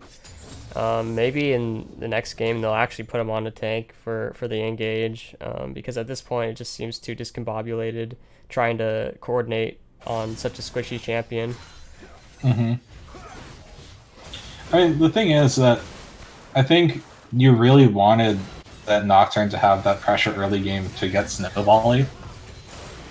Yep. But it just wasn't quite there. They did have the early moves in the bot lane. It's just, you know, Doxling was able to stay alive. Even though he got forced down so hard, like, his ability to stay alive in this game cannot be understated. Yeah. Like, despite the 4 deaths. Doxling could easily be at 7 deaths right now, and that would be a huge difference for the power of JBZ.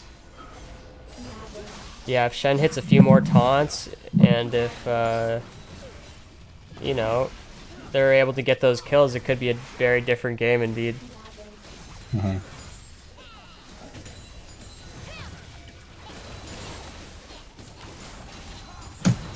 Yeah, double super Looks like this minions. is going to be the final push in from Goth Boi Clique here.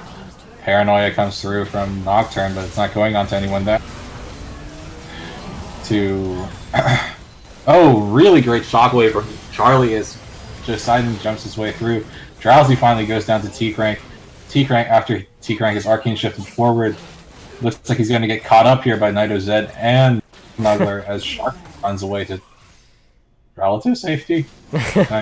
He's just running. Like, and look at all those super minions just macking on the next. Ooh. So much closer game coming out there, but still problems for JBs. I would say better game. Yeah. Closer is a matter of perspective. Actually, no, definitely a closer game from. You're right. It was a closer game.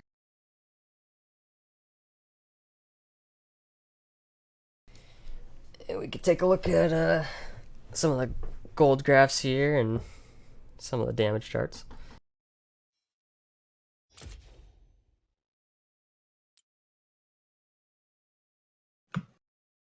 Poppy being behind and in such a tough top lane matchup there didn't present much damage.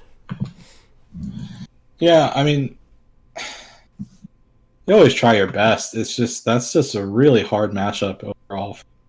Yeah, extremely hard. Especially if Nocturne's not helping out or able to.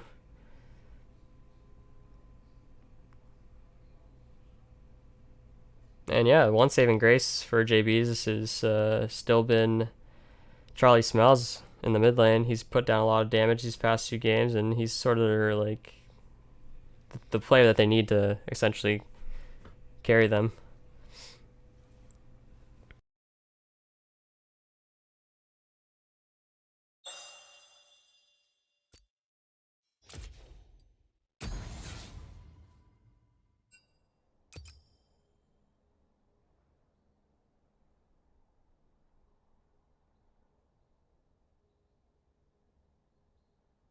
I mean, yeah. So it was overall a way better game from JB's. It's just that the adjustment needs to come through for just Iden to have a better top lane matchup. Mm-hmm. Because he's just getting bullied out so hard. And when you don't have a front line and you're entirely relying on backline dive, I just don't think that JB's comp worked out particularly well. Yeah, well, they sort of did have frontline. They had Poppy, they had Shen, but it kind of to me it came down to coordination. You know, if you want to go for that play, you might have to look for a Poppy teleport in behind or a Poppy flank. Just trying to put that Poppy to be the first one into the fight rather than the Nocturne might have been more effective. Also, just relying more on and trusting in T-Crank as well to get down some Ezreal poke. Would have been nice to see before they get into the mishmash fights. Mm-hmm.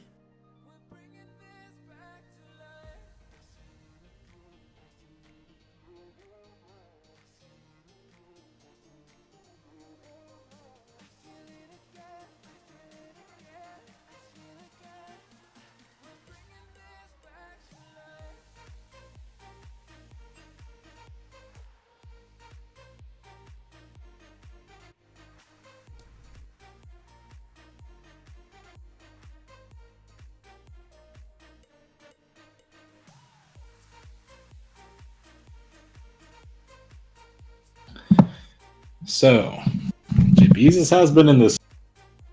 What was it? I said JB's has been in this spot before. Down 2 game. After 2 fairly dominant. You're Game 1 right. and Game 2.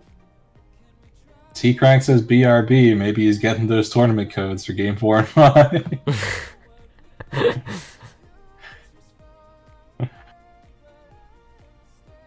Yep, JB's is getting here with a reverse sweep over Spell It Chat in the last round. And they're in the same exact spot. Down 2-0. See what they can do in Game 3. See what adjustments they can make, and maybe it's just sort of a thing where they feel more comfortable after getting into the groove of things.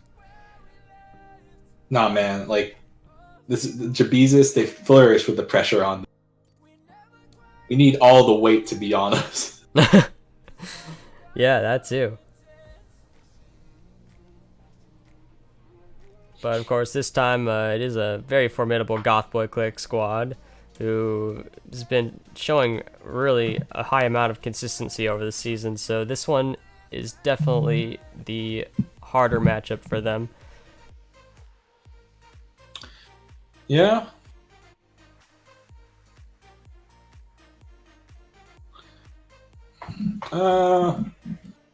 But you know, after that series with Spella Chat, I really gotta don't count Jabezus out until the Nexus is down. And Yeah. like they showed flashes of that in that last game. That push down mid lane so substantial, getting 3 towers and the inhibitor. It's just that they weren't able to translate that into more. Yep. And this time I've pulled up the key matchup for the mid lane. Looking at Charlie Smells on JBZ and DTS mid and Goth Boi Clique. definitely two of the best mid laners, as evidenced by the MVP polling earlier in Prophecy Cup. One thing to note that we haven't touched upon yet is that DTS mid is, over the course of the season, he's accumulated really good numbers in terms of CS, but he does have the lowest kill participation of any mid laner in the league. Well, I mean, okay, let's be fair here. There's 5% in Charlie, and Charlie's sitting at 4th. Yeah, that's true. It's not really that much of a difference. But it is just a stylistic difference that we can note, that DTS mid tends to get most of his pressure off of more fundamental things such as CS leads and pushing out lanes in the side lane, and sometimes that can take him away from certain fights that we've seen Charlie Smells looking for picks and looking for instances where he can get solo kills, whereas DTS mid might be a bit more of a safe laner, and so he gets less kill participation just because of that. Yeah. I mean, like you said, fundamental differences. Like, Charlie's always up there and looking for those big ultimates, looking for the multi-ultimates in situations where it can be just so huge and game-changing for JBZ. Mm-hmm. Whereas DTS, like, I more often see DTS look for, like, small skirmishy fights, 1v1s, like, and like you said, he's farming really well. And I think DTS even mentioned that in chat. He's just out farming in mid lane at the moment. Yeah. Oh wait, we better say more.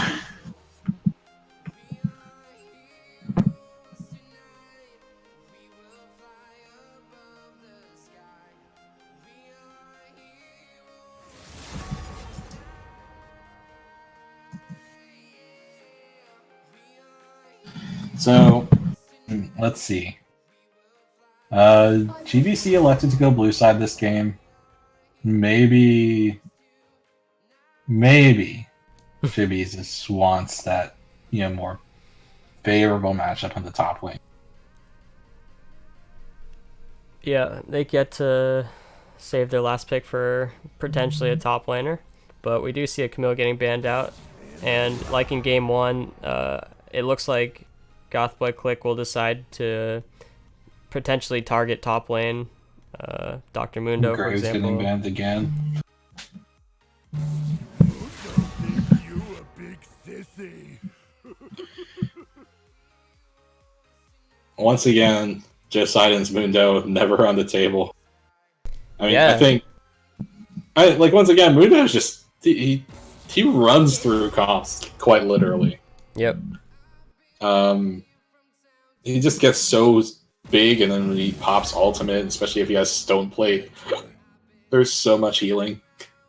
Yeah, and he's also a fairly safe laner, which can allow him to just free farm until, he gets fuel items, which is something that he's been struggling with. One pick that we haven't seen yet is Cho'Gath, which I'm kind of surprised about, and I think I would like to see that picked up by Josidon if he was able to play that champion. Oh, the Swain cuts through again. We almost know for certain that's Drowsy's. Yeah. What I'd assume JBZ might want to do is once again pick a Shen, try to go for a level 1 kill onto Swain. But that's just my opinion. Yeah. And they're picking away the Pike. Oh, okay. They pick the Pike away from Doxling. But, okay. Wait, what? No. No. Can't be a Shenlock. Okay, there we go. I was going to say, don't. Ooh, yeah. Okay. Oh my gosh. What do you think about that? I think GBC is going to lock in Morgana. You see a Pike pick? Yeah. What's Pike's? Pike does all physical damage. There's no way that you can break the Black Shield. Well, do they want any CS in bot lane? They just selected two of the weakest laning picks in bot lane. I don't know. I don't know how I feel about this one, man. Like generally, you like to see the Pyke with something like with a lot of wave clear, Yeah, maybe there's like the a Morgana Caitlyn. pick. Yeah. So I guess JB's, excuse me, has sort of given themselves up. They've said, okay, we can't really expect anything in terms of winning outright in the early game in bot lane, so let's just like standard tower and try to CS as much as possible. That's what I'm seeing out of Play this. for late game, man. Yep. So they're going in the opposite direction, which I would like to see, which is a bit more of an early game presence. But if that's what they want to do and that's what they feel confident in doing, then I say all the more power to you. Why not? Yeah. I mean, maybe they make it work, you know? Yep. And maybe they don't make it work. but I am going to say I do not like Pyke in the slightest. Pyke's pull swing closer to his team. Yeah. You know, you go for your Ghost Water dive, and you try to engage. You're running into Swain. You are literally doing of what you want to do against the Swain. Yeah, and you're running into a Black Shield and a Morgana binding and now a Kindred as well, which is more discouraging. Yeah, like, and Kindred just counters Pyke ulti. Like, I'm really questioning this draft phase. You know what I would like to see from Goth Boi Clique is a Zillion right now. See that Kindred Zillion. Oh man. Yeah. Hey, they have the game to do it, but it looks like they're not messing around. They're like, hey, we're here to win. Yeah. We're here to go to finals. We're here to play against IRL. Yep. GBC has their blade up against JBZ's throat at the moment. And JBZ, like, pulling out all the stops, going for the crazy pick. Maokai for Joe in the top lane.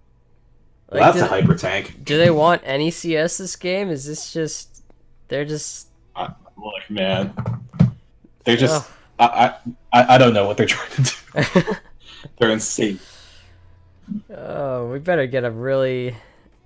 I don't know what you could do in the mid lane now, because you're just going to get dove. Yeah, there's a Zillion! You're just going to get dove in mid lane. There's no response. I don't know what they're going to do. I'll be right back. I have to use the bathroom badly.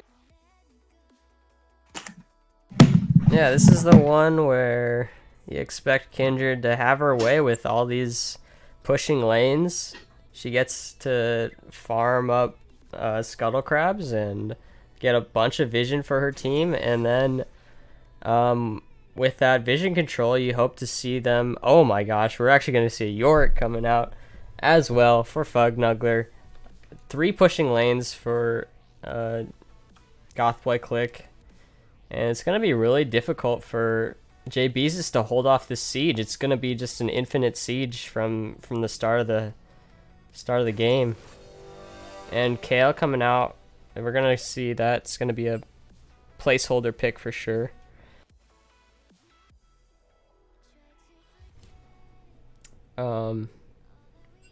So we should be getting back into Champ Select after that placeholder gets sorted out. I will wait for you to be better. And in these situations, I think that since JBZ is going so all in on the late game,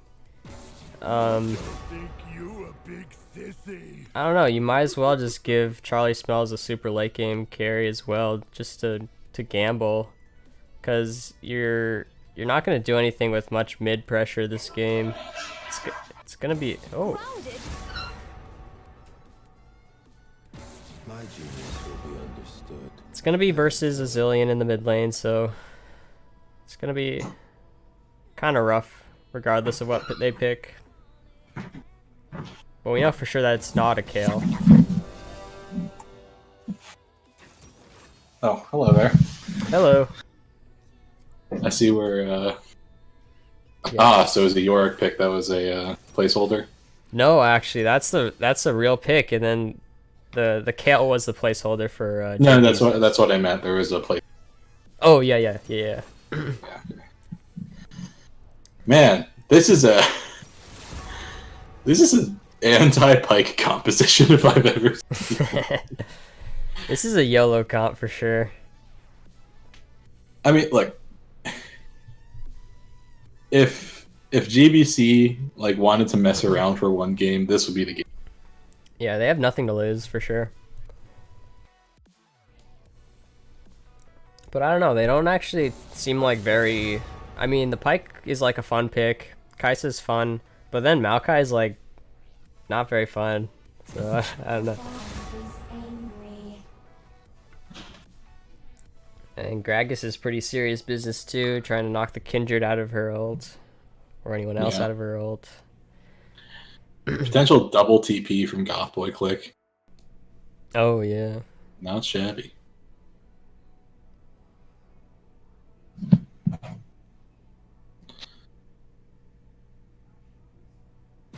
Tyrant.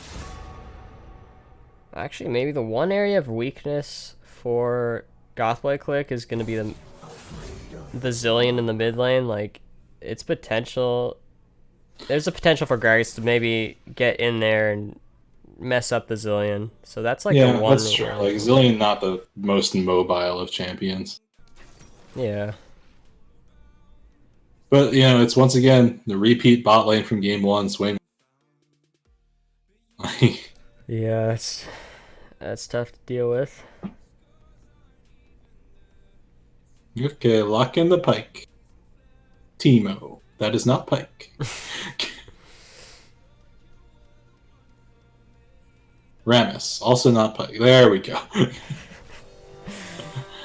Sharkbait having a little bit of fun. Yeah.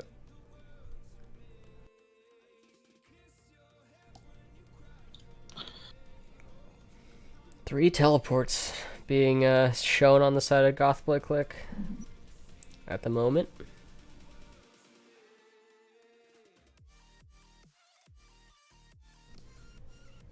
And like I touched on before, 3 pushing lanes for the most part.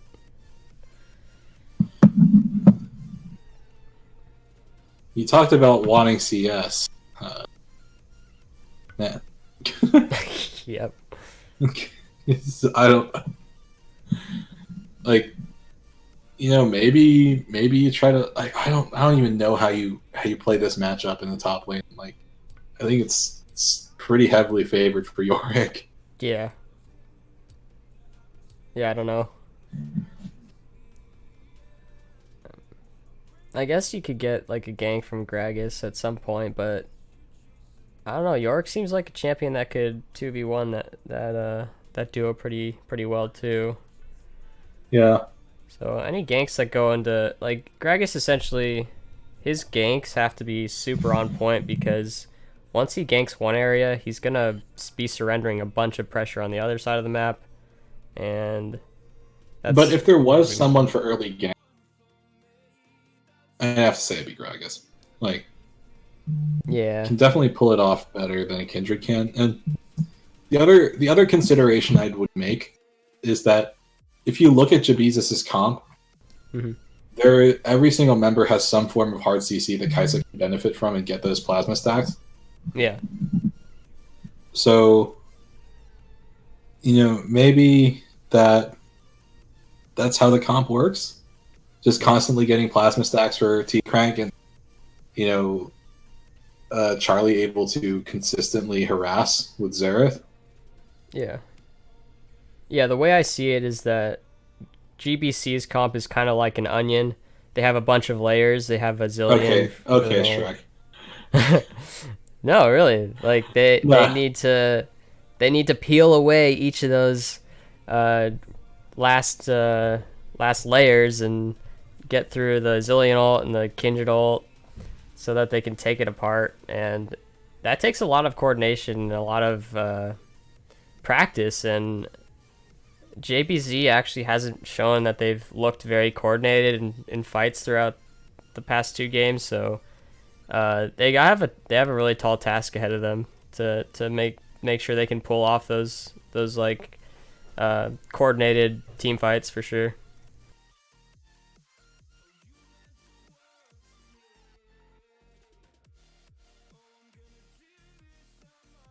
Yeah, so I think that yeah, I actually that layers metaphor really works out, doesn't it? Like, I'm really wondering how JBZ wants to play this game out.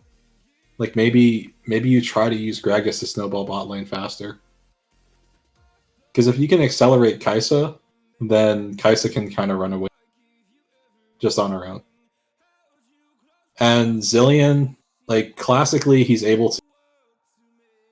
But into a Xerath, like they can match waves. Like, and I would say overall Xerath has better, or at least better overall like AOE like damage potential as far as fights are concerned. Zillion, you don't land a double bomb, then like your team fight is rather mitigated. Yeah, that's true. There is some concern there for the lack of damage in mid lane, and if Kindred doesn't get any stacks for some reason in the early game, then there's a potential that she also lacks damage, and those onion layers, they sort of become much more easy to peel back if they don't get that early lead. They become a withered onion. Yeah. Or like one of those soggy ones that you pick up from the grocery store. It's a little old. And you like toss in the garbage because you don't want to. Yep.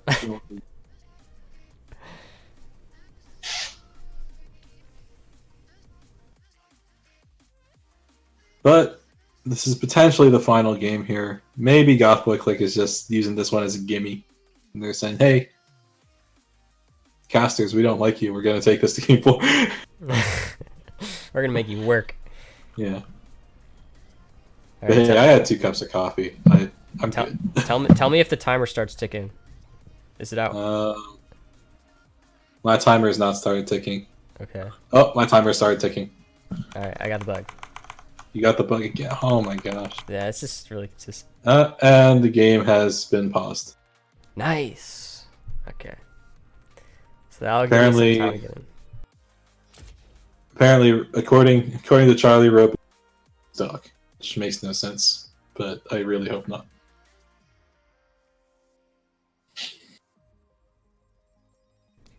Well, the good thing is I can get in here on time and see the game start from level 1, actually. Well, the R's are already coming through in all chats. Maybe not.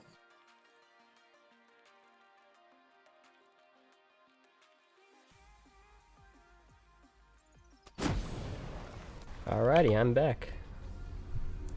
Nice. Made it. Yeah, we're still paused, so you got nothing to worry about.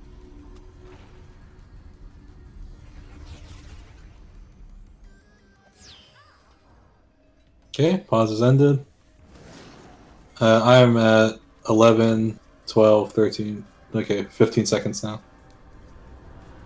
Oh wait, okay, you're still on the loading screen. Ooh, you can see that Goth Boi Clique is stacking up as a 5-man here. Potentially looking to catch Josidon out. 30 seconds. Josidon. Possibly going to be forced to flash away here. Forced to flash over the wall. That happened twice in the spell chat. Fognuggler actually doesn't have any items right now. Oh, does he not? I wonder if he's going to realize this. Awkward. No one seemed to have told him yet. He's not channeling recall. Still walking. Still walking. But spell chat Walking actually... towards top lane. Spell chat managed to pull that same invade off, almost exactly the same on Exactly the Josidon. same way.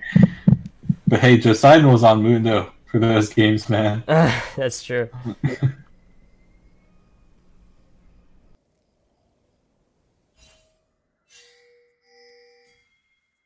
That's how you know. That's how you know JBZ is gonna win this game. Josidon forced him to flash early.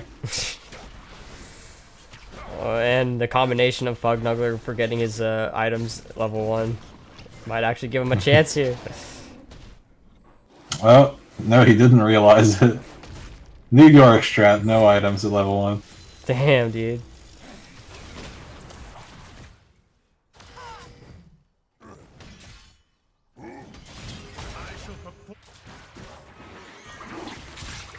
Ooh.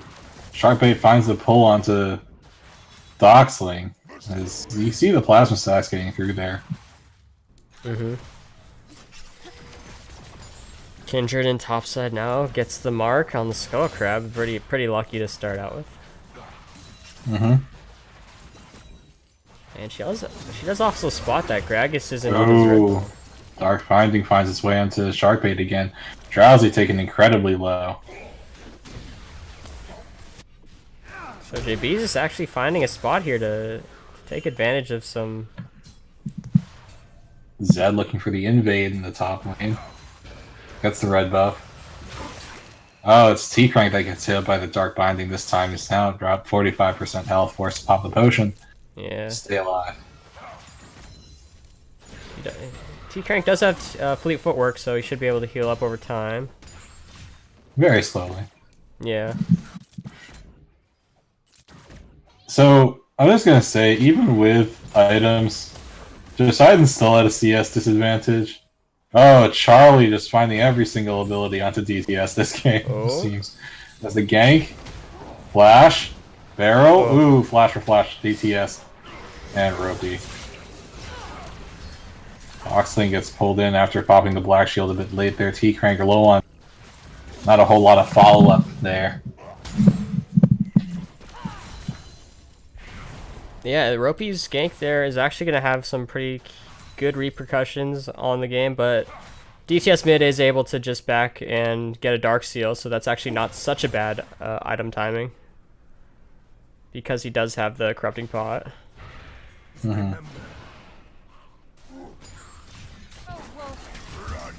Oh, OP probably gonna have to just body slam over the wall here.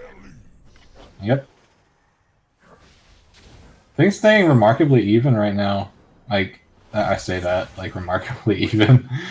So it's an impressive thing. For JBZ, although Poseidon's running a little low on mana here.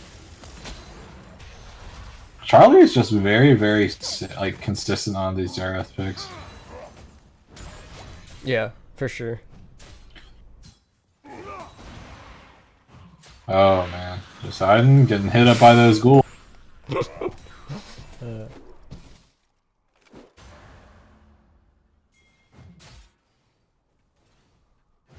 Oh, Knight of the Zed smells some blood here. He's looking for a top lane gank.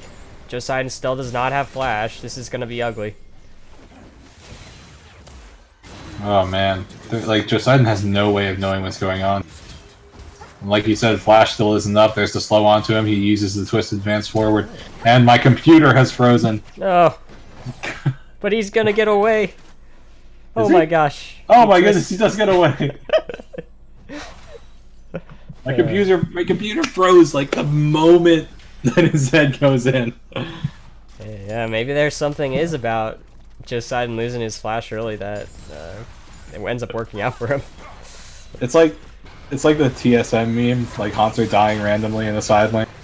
Yeah. Oh, but now here comes the gank from Ropey. He finds a body slam for flash onto Doxling, but he doesn't find the stun because Doxling flashes on his own out of there. T-Crank very low on health. Probably once again gonna have to use that fleet footwork to sustain up slowly. Ropey's still on the side here, potentially looking for a gank. No, looking for the Krugs. T-Crank, he got 6-6, man. He has body slam up. He's just gonna get out. Oh. Oh no, I was wrong. I was dead wrong. I think he might have body slammed the Krug. Not sure. Yeah. Oh no, T-Crank tried to watch them. Yeah. Oh, that feels bad, man.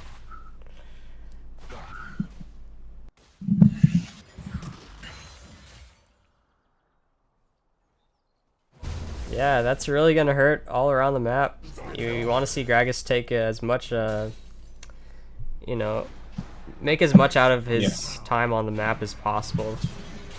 And his ability to early gank. Now just side, and he does have flash up. He might need. That is Zed actually taken pretty low here. Decided. Oh, flash for flash, but not good enough. Ropey, I don't think you have the damage for this, man. Wow. Oh, gets the auto off. Oh, is this the turnaround? Oh, Knight of Zed finds the last auto. Last shot of Right of the Arcane finds its way onto Knight of Zed. Or, well, not the last shot. It's actually Sharkbait that got the kill, might be. Yep. So, we want to talk about top lane again, because Poseidon's 20 TCS down. Yeah, I mean, the repercussions for that one is that Poseidon does get denied another wave. It did crash under his turret, so it's going to delay his level 6 a little bit longer, but he should be able to get it off next wave, I think. Yep, he just got it. Yeah, I mean, like, this Maokai is just falling so far behind CS once again. I feel like it's kind of a tale of two top laners here. For sure. Because, like, when you fall so far behind on top lane, it doesn't matter if you're on a tank, it doesn't matter if you're on a... You just feel very, very useless. And Poseidon's just taking so much damage constantly over and over again that his... And the lane just keeps getting shoved into him. It feels like there's very little he can do. Yeah, there's very little he can do on his own, for sure. Oh. Ropey getting caught up by the Dark Binding, force a body slam away. Oh. Nice damage coming out. Oh, man. Charlie. I mean, say what you will about JBZ. You always know that Charlie... Yeah. Nugler finding a lot of harass with this mount, or onto the mount.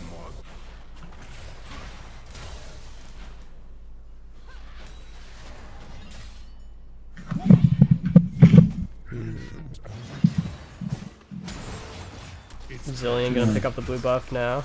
Mid lane. Oh, Dragus coming out around. gank in the top lane. Poseidon finds the grasping roots. Or not the grasping roots, but Nice cast. combo. Ooh, his Fugnugger gets bounced back into the slow. Looks like this is gonna be a kill. There it is. Ropey gets the kill onto Fugnugger. His Knight of Zed is now showing up. Twisted Advance goes onto him.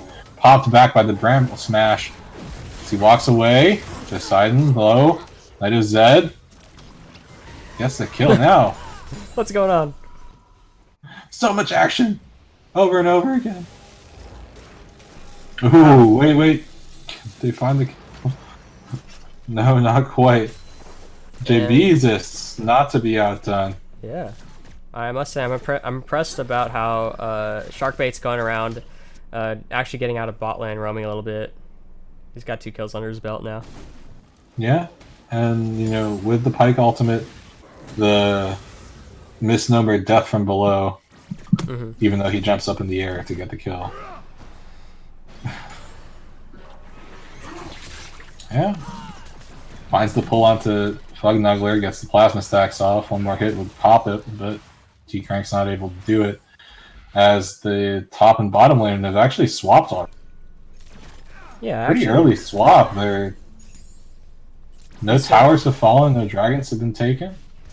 this actually makes a lot of sense for JBs just because it does alleviate some of the inconsistencies or the matchup disadvantages that they have early on. Yeah, I mean, Maokai can probably stay a bit safe here. Fugnugler is starting to get taken low here. You gotta think that Sharkbait wants the ultimate, but he's not quite able to find it, as Fugnugler is just above the amount of health that would be necessary to find the kill. Unfortunate, but you can see the jungler and the mid laner of JBZ making their way up here. Right of the Arcane is almost up.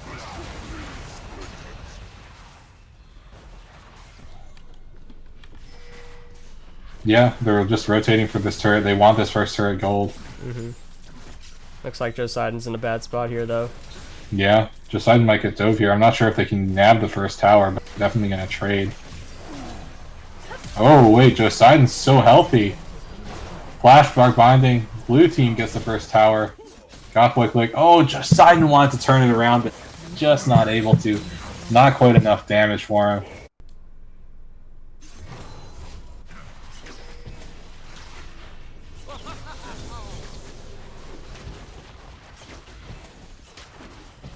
As GBC looks to be pushing for a second tower, looks like the response from JBZ is going to be to take the Rift Herald, which, you know, theoretically is an assured tower. But I like the confidence that JBZ is playing with. Like, they're not backing off here. They're not rolling over and dying. They're playing confidently. They're playing aggressively, looking for kills, looking for towers. Yep. And critically, they are playing their own style of League of Legends.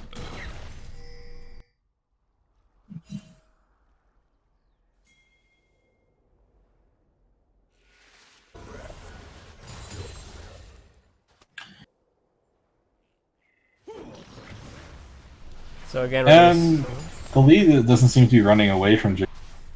Like, the lead like is slowly going in the favor of Goth Boi Clique, but JBZ is seemingly able to play it out fairly well right now.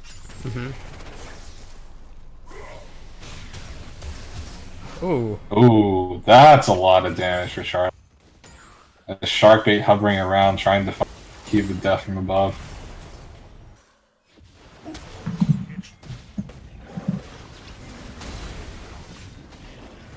Ooh, that would have been quite the steal. Yeah. But Charlie secures it just fine. Oh, teleport coming in. Being channeled by Maokai here. He's gonna look. Oh, pulls in the Zillion, twisted advance on. And he pops the ultimate. Stay alive. There's the resurrection. Drowsy. Ascension. Charlie has so much damage. Gragas ultimate popped out of the Kindred ult, but now Drowsy uses his Nova. It's taken incredibly low. Right of the Arcane isn't up yet, but Charlie finds the snipe. Now T-Crank out of position as he takes the Dark Binding. Flash to safety, but it's not good enough. Knight of Zed gets the kill. Crazy fight coming out there. Pushing in the top lane, doing your thing. Yep. So JBZ is spelling, looking for that 5v4 there, but Fognuggler, calm and cool, and gonna take the top lane turret. There's a nice cast coming out there from Ropey, knocking Zillion back. Yeah, the force to flash out, and Kindred had a nice ult to deny any kills. Yeah, it was a great bone skewer onto the Zillion from walk straight into Knight of Zed here. Yeah. No catching him out right at the Arcane. There it is. No stutter dive. Oh, barely stays alive. Oh, Sharkbait wanted to flash and auto off me. Oh no. That feels bad. That one feels real bad. Yikes.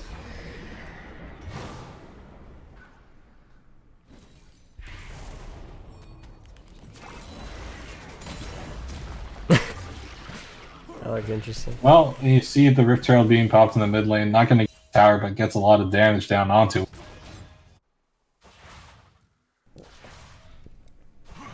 Two Rod of Ages on the side of Goth Boi Clique as well.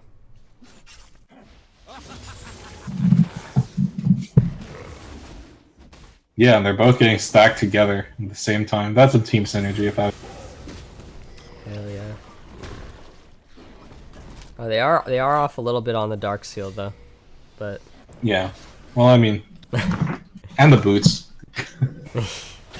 Yeah. Reported. Charlie finding so much damage with these combos, but it's just poke damage. It's not like for kills. Yep. Oh, nice. Dark Finding barely misses onto Sharkbait as he's clearing this ward out. I mean, kills are close. Towers, 1 to 3 is not the worst situation. Yeah, it's just the CS numbers, especially in top lane. There's a CS difference in top lane. Casual 50 CS. Yeah. Which represents essentially Charlie gets the time bomb on him. I think they say like 15 CS is 1 kill about or something like that. Yeah, it's roughly translates to 15 per kill. Although ever since the changes to minion gold, I'm not 100% sure on. Yeah. And shutdown gold's a little different too. So. Goth Boi Clique committing for this mid lane tower right at the arcade. As Knight of Zed unable to even throw down the Lamb's Respite as he gets stunned up. But now it's Sharkbait that gets pulled in here by the Morgana combo. Time bombs plus the Tormented Soil means that Doxling gets a kill. In the top lane, both top laners running low on mana. But Yorick able to push down with the Maiden of the Mist here and his Triforce. Yeah, I think what's going on in these fights is that both teams are kind of surprised with how much long-range damage both can do. We saw in last game, or in the games past, we saw mid lanes that are not really so much in terms of the distance they can poke from, and it's catching them off guard. What?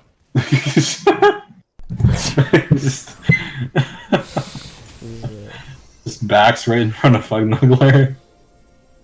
Says, hello, I'm here now. Man, Charlie is just getting so much damage off. What is this, York? What is this, Yorick? This is OP Yorick. Yeah, did you see that little minion chasing after Sharkbait? Yorick minion? Never seen that. I mean, dude, they're committed, man. They're hard workers. Yeah, I guess so. They're pretty sticky.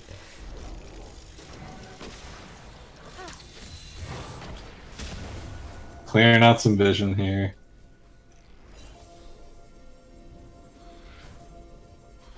In the interim there, JBZ was able to pick up...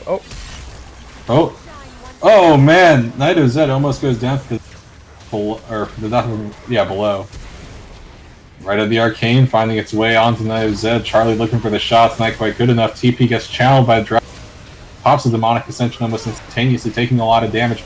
But now it's Ropey that gets the kill, or gets killed rather, as Fugnuggler has come in here. T-Crank is stuck inside the Yorick wall. Oh my goodness, Fugnuggler doing so much damage as Maokai ultimate used for disengage. Oh, darn, Charlie is just finding so much damage but not able to find the kills. Ooh. Oh, gets the snipe off as I say that.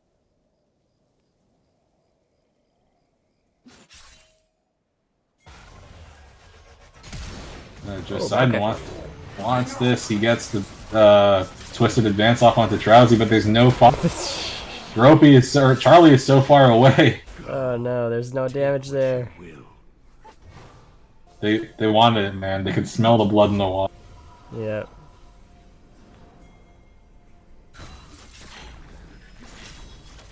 If that ultimate from Pike gets laid down just a bit faster, then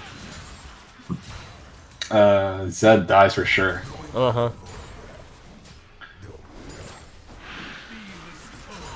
Oh man. Charlie's just doing so much damage with the Aerith.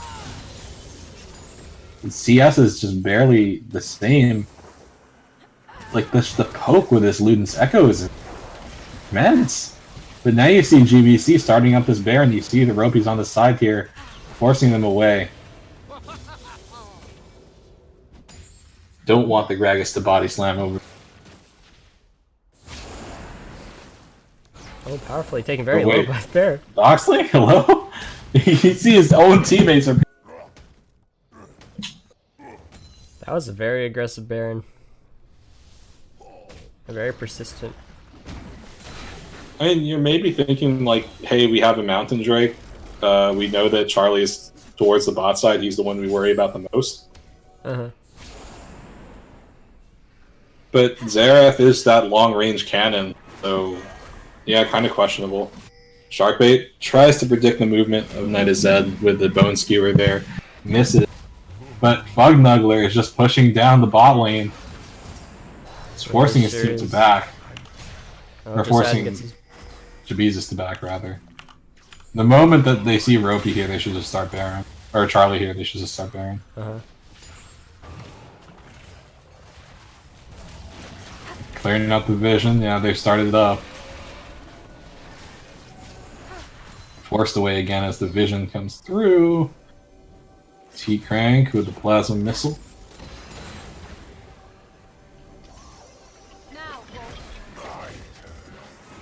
Zed finds a fair bit of damage onto Ropey. Let me see how many stacks he has. 4 stacks. Still does a lot of damage. Or wait, is that 4 stacks? Yeah, 4 stacks. Sharkbait misses the bone skewer, has to jump over the wall to safety.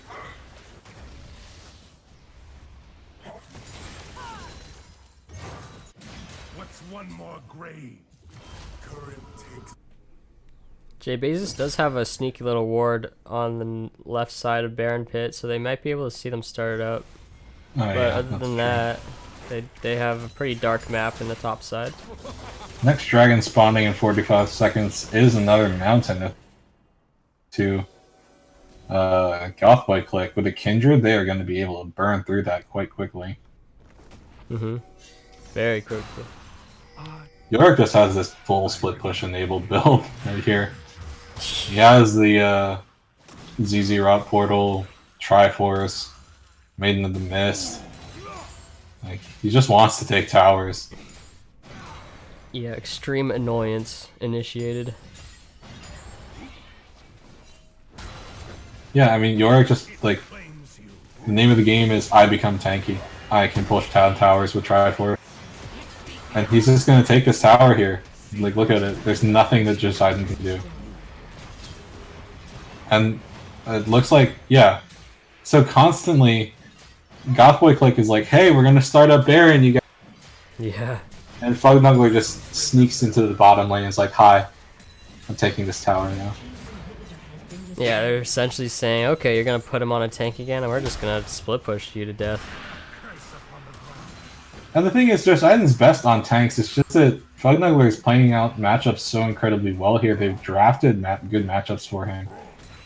And it's very hard for Joseiden to do anything. Yeah.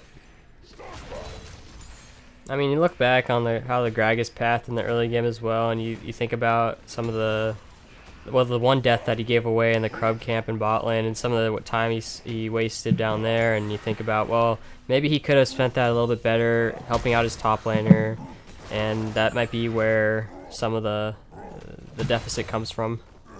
Mm-hmm. But again, Sharkbait has a GA already. Oh shit! First item GA Pike.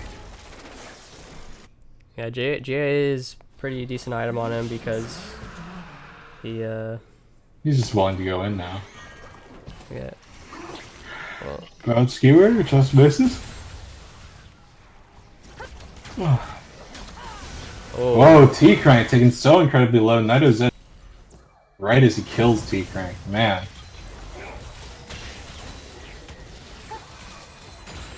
Right at the Arcane, forces out the Zillion ultimate.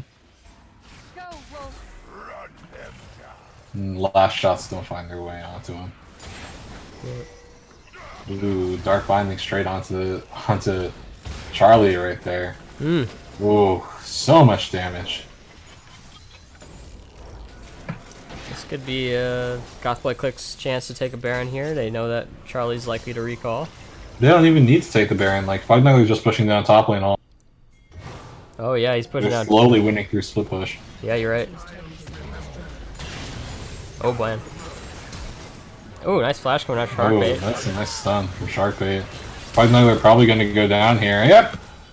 Death from below as he jumps up in the air. No, seriously, I take so much like issue with that ability name. Because it's not from below. Yeah, like you literally see him jump up in the air. Yeah, I don't know. Oh, that is Zed. Maybe getting a little bit. The majority of the damage is you force easy as supposed to get him out. But now it's T-Crank and Ropey that fall on this side as Sharkbait, as GA gets popped, and he goes down. Yeah, not a great item when members you're up from like this might be the end here. I don't think Charlie can wave clear. It's close. Oh, TP York's being TP. channel. Yeah. They have a wave in top lane. They have a wave in bot lane. Ooh, flash binding misses onto Charlie, but stays this live. Yorick, another TP getting channel after the super minion. Looks like this is game here. Oh! Swain going down. Yeah. Oh, Oh. Charlie flashed forward, but that's not what he wanted. Find it. Twisted advance goes on to Knight of Zed. It's popped as well. T-Crank is up, kills Fugnuggler as they try to trace down the rest of Goth Boi Clique, but instead they lose both of their Nexus turrets with their troubles. Still looking for it. They find. Oh no, the body slam actually misses, but gets hit up by the ultimate, or has to cast this ultimate on himself. Oh Force no. the flash over the wall. T-Crank flashed in place. Awkward. Yeah, he's trying to get over the wall there, but not quite close enough. One chance, JBZ. You have to do Baron right now. Yep. This is your one shot to get back into the game. 3-4 health now. Channel Oh, you teleport. see the TP getting channeled by Zillion. 6k. Ropey's at about 5K. 300 health. They need to take it. There it is. Oh, T-Crank getting caught out here. He's not able- He's gonna take them.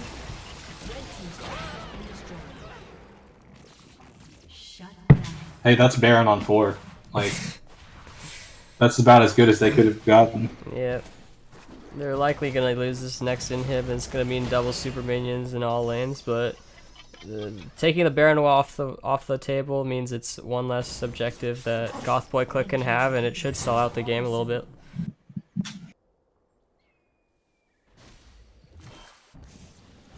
And JBZ is gonna get their bot lane turret or bot lane inhib respawning in a few seconds here, so that's gonna be good for them as well. Charlie has just done so much this game. He's only had one death. He's channeling right at the arcane right now. Looks for shots on Knight of Zed. Oh, see, it's the explosive cast pops Knight of Zed out of his own ultimate there. Now he just jumps over the wall. He has the Zillion ulti on. Oh, Bone Skewer finds its way onto the Zillion, but it's not good enough. Oh my goodness, Ropey tries to find the body slam, but it's not good enough.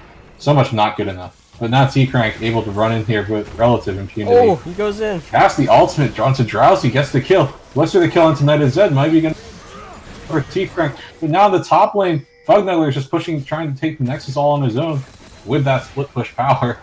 There's actually 2 inhibs up for JBZ right now. They are staying alive in this game. Yeah, insane play coming out there from T-Crank to save the game. Get that triple kill. And he has the Gwynsos, he has the Storm Razor. Looks like he has QSS as well, and is looking for a Zeal item next. Yeah. Like T-Crank, this Kaisa is starting to turn on, and you know, late game Kaisa, if they can keep their inhibitors safe, maybe they can turn this game around, and we see this going to a game 4. They're like, that's a really far off possibility. But that's what JBZ has to do now. They have to put basket eggs into the Kaisa basket, because even though Charlie's getting a lot of poke damage off, they need T-Crank to get there to find the kills. Yeah, and you know, T-Crank didn't even have a Baron buff on that during that triple kill, and He just ran them down. Yeah, so he's strong. Like, it's not just the Baron buff that's giving them the strength. He's really strong right now, and he's actually benefiting from these kind of split up fights where GBC wants to spread out and split push, and he's just able to navigate 1v1 so strong enough. Ropey getting a little bit caught out here as the Bone Skewer finds its way into.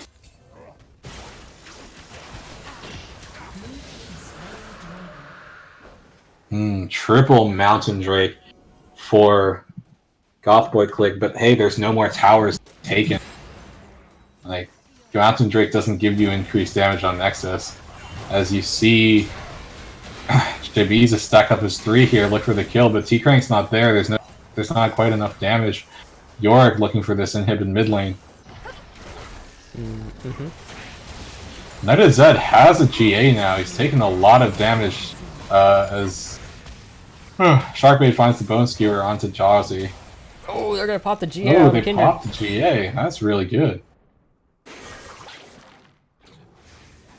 Sharkbait has been finding a lot of bone skewers. It's just that these are not targets, or not necessarily. It's like these are targets that are hard to kill between Zillion ult and Kindred ult.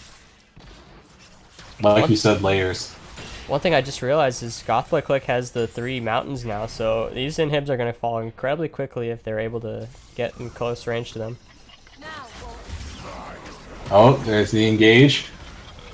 Just Sidon taken through roughly 50% health. I'm not sure if you actually Mountain Drake actually counts on it. Oh, you're right. Yeah, I don't think it does. Oh, T-Crank has his Runehands now. Use Oh, damage. Vital for Goth Boi Clique, as now Sharkbait falls as well. Roby's going down almost, and this looks like it's game. yeah. Ooh, incredible series coming out from Goth Boi Clique. GG's. GG. Like, JBZ definitely didn't go down without a fight in any of the 3. It's just that Goth Boi Clique consistently found leads in the laning phase that they extended more and more. This was actually the closest game, 9k gold lead at the very end. Mm-hmm.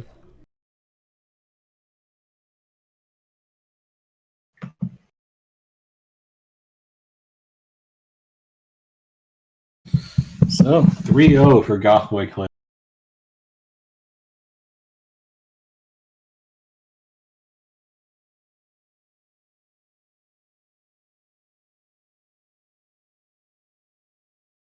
Bugnuggler having such a massive push there. Over double the CS of his laning opponent. Almost at 300, second most in the game, because Charlie just farmed like a madman as well. Yeah. And that'll do it for this series. Let's see. Who should we pull in here for a post-game interview? My opinion would be Fog. Yeah. I like that.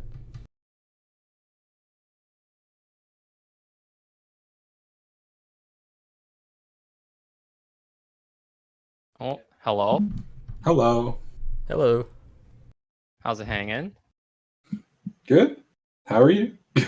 Pretty good. Got to pull at the Yorick. Did not know I was pulling it out until at 1 second someone just started screaming, "We're doing the Yorick," and then we locked it in. So there we go. I mean, I think it took about 100 LP from Nova Typhoon doing him with you, but you know. Oh, come on. Yeah, so the main motivation of us pulling you in here was you just seemed to smash your top lane matchup at your side in all 3 games. Like, we kind of gushed about you winning every single time. Poppy game, Yorick game, Gnar game, like in each of the 3 games, you came with a consistent lead in the laning phase, and you just kept Joe Sidon down. He never had a chance to get tanky and be a really consistent frontline for his team. Yeah, I mean, part of it is just good matchups, right? I mean, the Poppy game, we knew almost certainly he's going to pick Ornn. I was literally saying, like, please lock Ornn, like, before he picked it, because, like, Poppy just shits on that matchup because he can't use any of his dashes, right? Mm-hmm. And then, like, the next game, they try to take the Poppy, so I got a free counter with the Gnar. And then the last game, obviously, went back to his Maokai, which is, like, his other champion. I mean, he's not really known for Poppy, I guess, but it's typically Ornn and Maokai and Mundo are, like, the 3 plays, so... Mm-hmm. When we knew that was coming out, I was either going to play like Gnar again, or I was going to play Yorick or some other like tank killing like split pusher, because we realized like they don't really help him out that much. Like, he got 1 Lee Sin gank, but like they had Nocturne Shen. I don't think I ever got ulted by either of them the entire fucking game. They just left him to die. So I mean, if they're just going to do that, we're just 1-3-1 every game basically, right? Because I mean, they clearly didn't really know how to deal with it macro wise. They just kept trying to force on the 3, and then we just disengage and whatever. I mean, it obviously looks it's a lot easier to play macro when all your lanes are up CS pretty much, like most of the games. Yeah, so with that 3-0, you guys are going off to the finals against IRL. Have any words to say to your opponents? As I'm sure they I mean, must. if Some I'm of gonna them are be watching this like game. honest, I think it's fairly similar the way they stack up. The main difference being, I think most people would agree that IRL's like two ADCs are probably better on ADC champions than T Crank. I mean, obviously we had to ban out the Swain or pick it from him every game because T Crank's a fucking beast on that champion. But I think iGlory and who's the other guy they have? Shoshime ADC, I think, is are both been like super solid. So that's gonna be kind of scary. But I mean, top lane, Vaughn, like it's all like pretty similar matchups, I think. I think Kiyoshi probably has a better champ pool. The main thing I'd say, just because Joe doesn't really play the game, so that's one thing I'm going to watch out for. Is he'll actually counterpick my ass if if we let him. So I'm gonna have a little harder time because he plays like Aatrox and Garen and stuff like that. But I think as far as like player quality wise, it's like pretty similar. So I'm expecting pretty much the same results, to be honest. So I'm not too scared. Well, the other thing that we had to note is that in every, despite the fact that you guys won through and rather dominant, JBZ didn't seem to just fall over and die. They fought every single game out. Yeah, I mean, game So- 2, we even decided to fight ourselves with DTS telling me to get in his ult and then killing both of us mid lane was Yeah. very yeah. It's kind of like when your friend says, "Let's do a trust fall," and then they go and take a phone call and you fall on your ass. Like that Oh, kind of was man. what it felt like. He's like, "Bro, just quickly get in my ult." I'm like, "All right, jump in that shit," and then, oh shit, is that 5 people on the enemy team directly in front of my ass?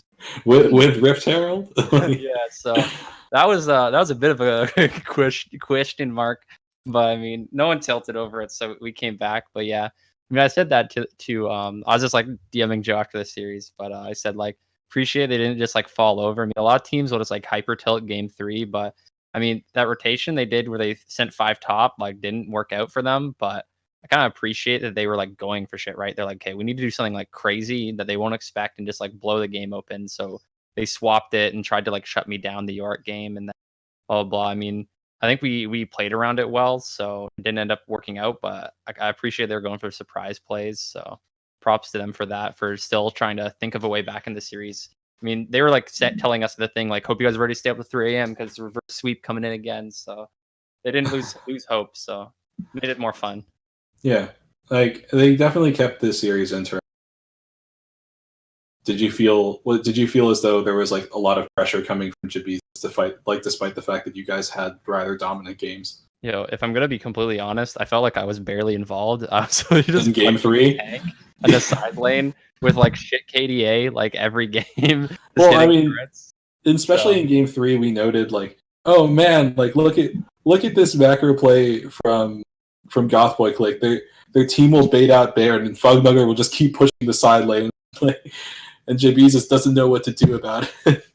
Yeah. So I did my job, but if I'm gonna be honest, like I was not really involved in the team fights. Like there was a lot of times I'd be like, okay, be careful, I'm splitting, and then they'd just like fight a 4v5, and then sometimes we get kills out of it, and I'm like, okay, cool, as long as we don't lose the game, boys.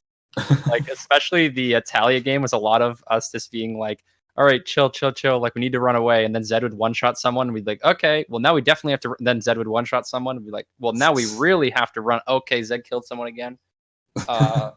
So yeah, that was I that guess was a we could lot keep of going the forward then, guys. game.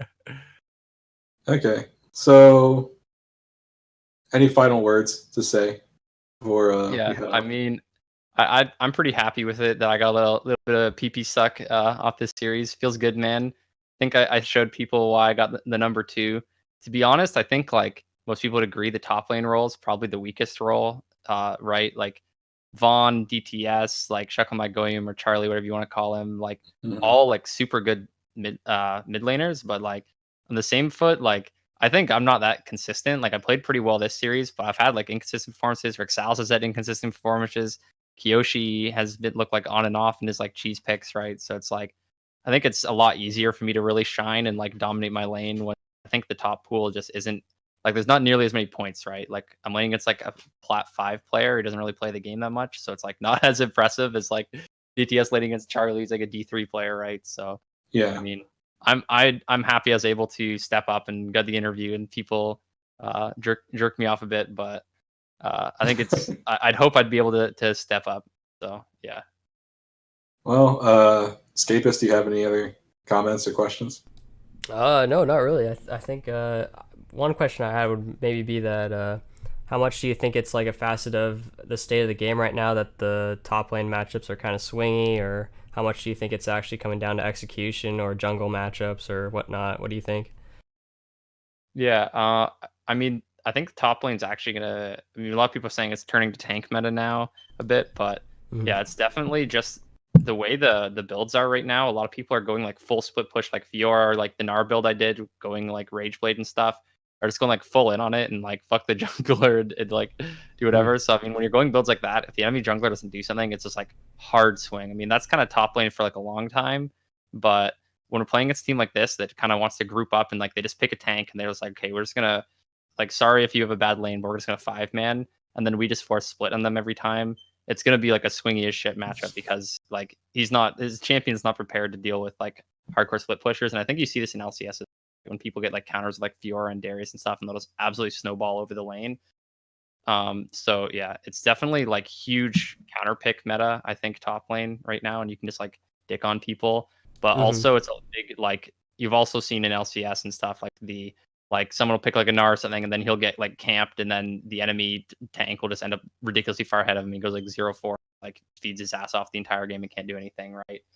So yeah, the tank definitely needs jungle help versus the split pusher. So I think that's the big reason why it's so swingy right now. And I think like their team just didn't really play around Joe that much. That's not really what they do. And he wasn't really able to get into the team because we just won 3-1, so they couldn't force 5-man. So yeah, I think that was the main reason it looked so swingy series. But in like typical tank v tank and stuff, it's not swingy, I think. Okay, then. Well, I believe that's it.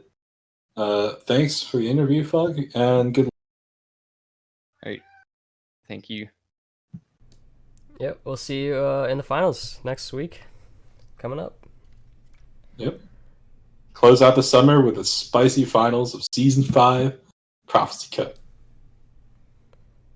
All right, thanks everyone for joining us. Thanks for having us on. We'll catch you next time. Goodbye.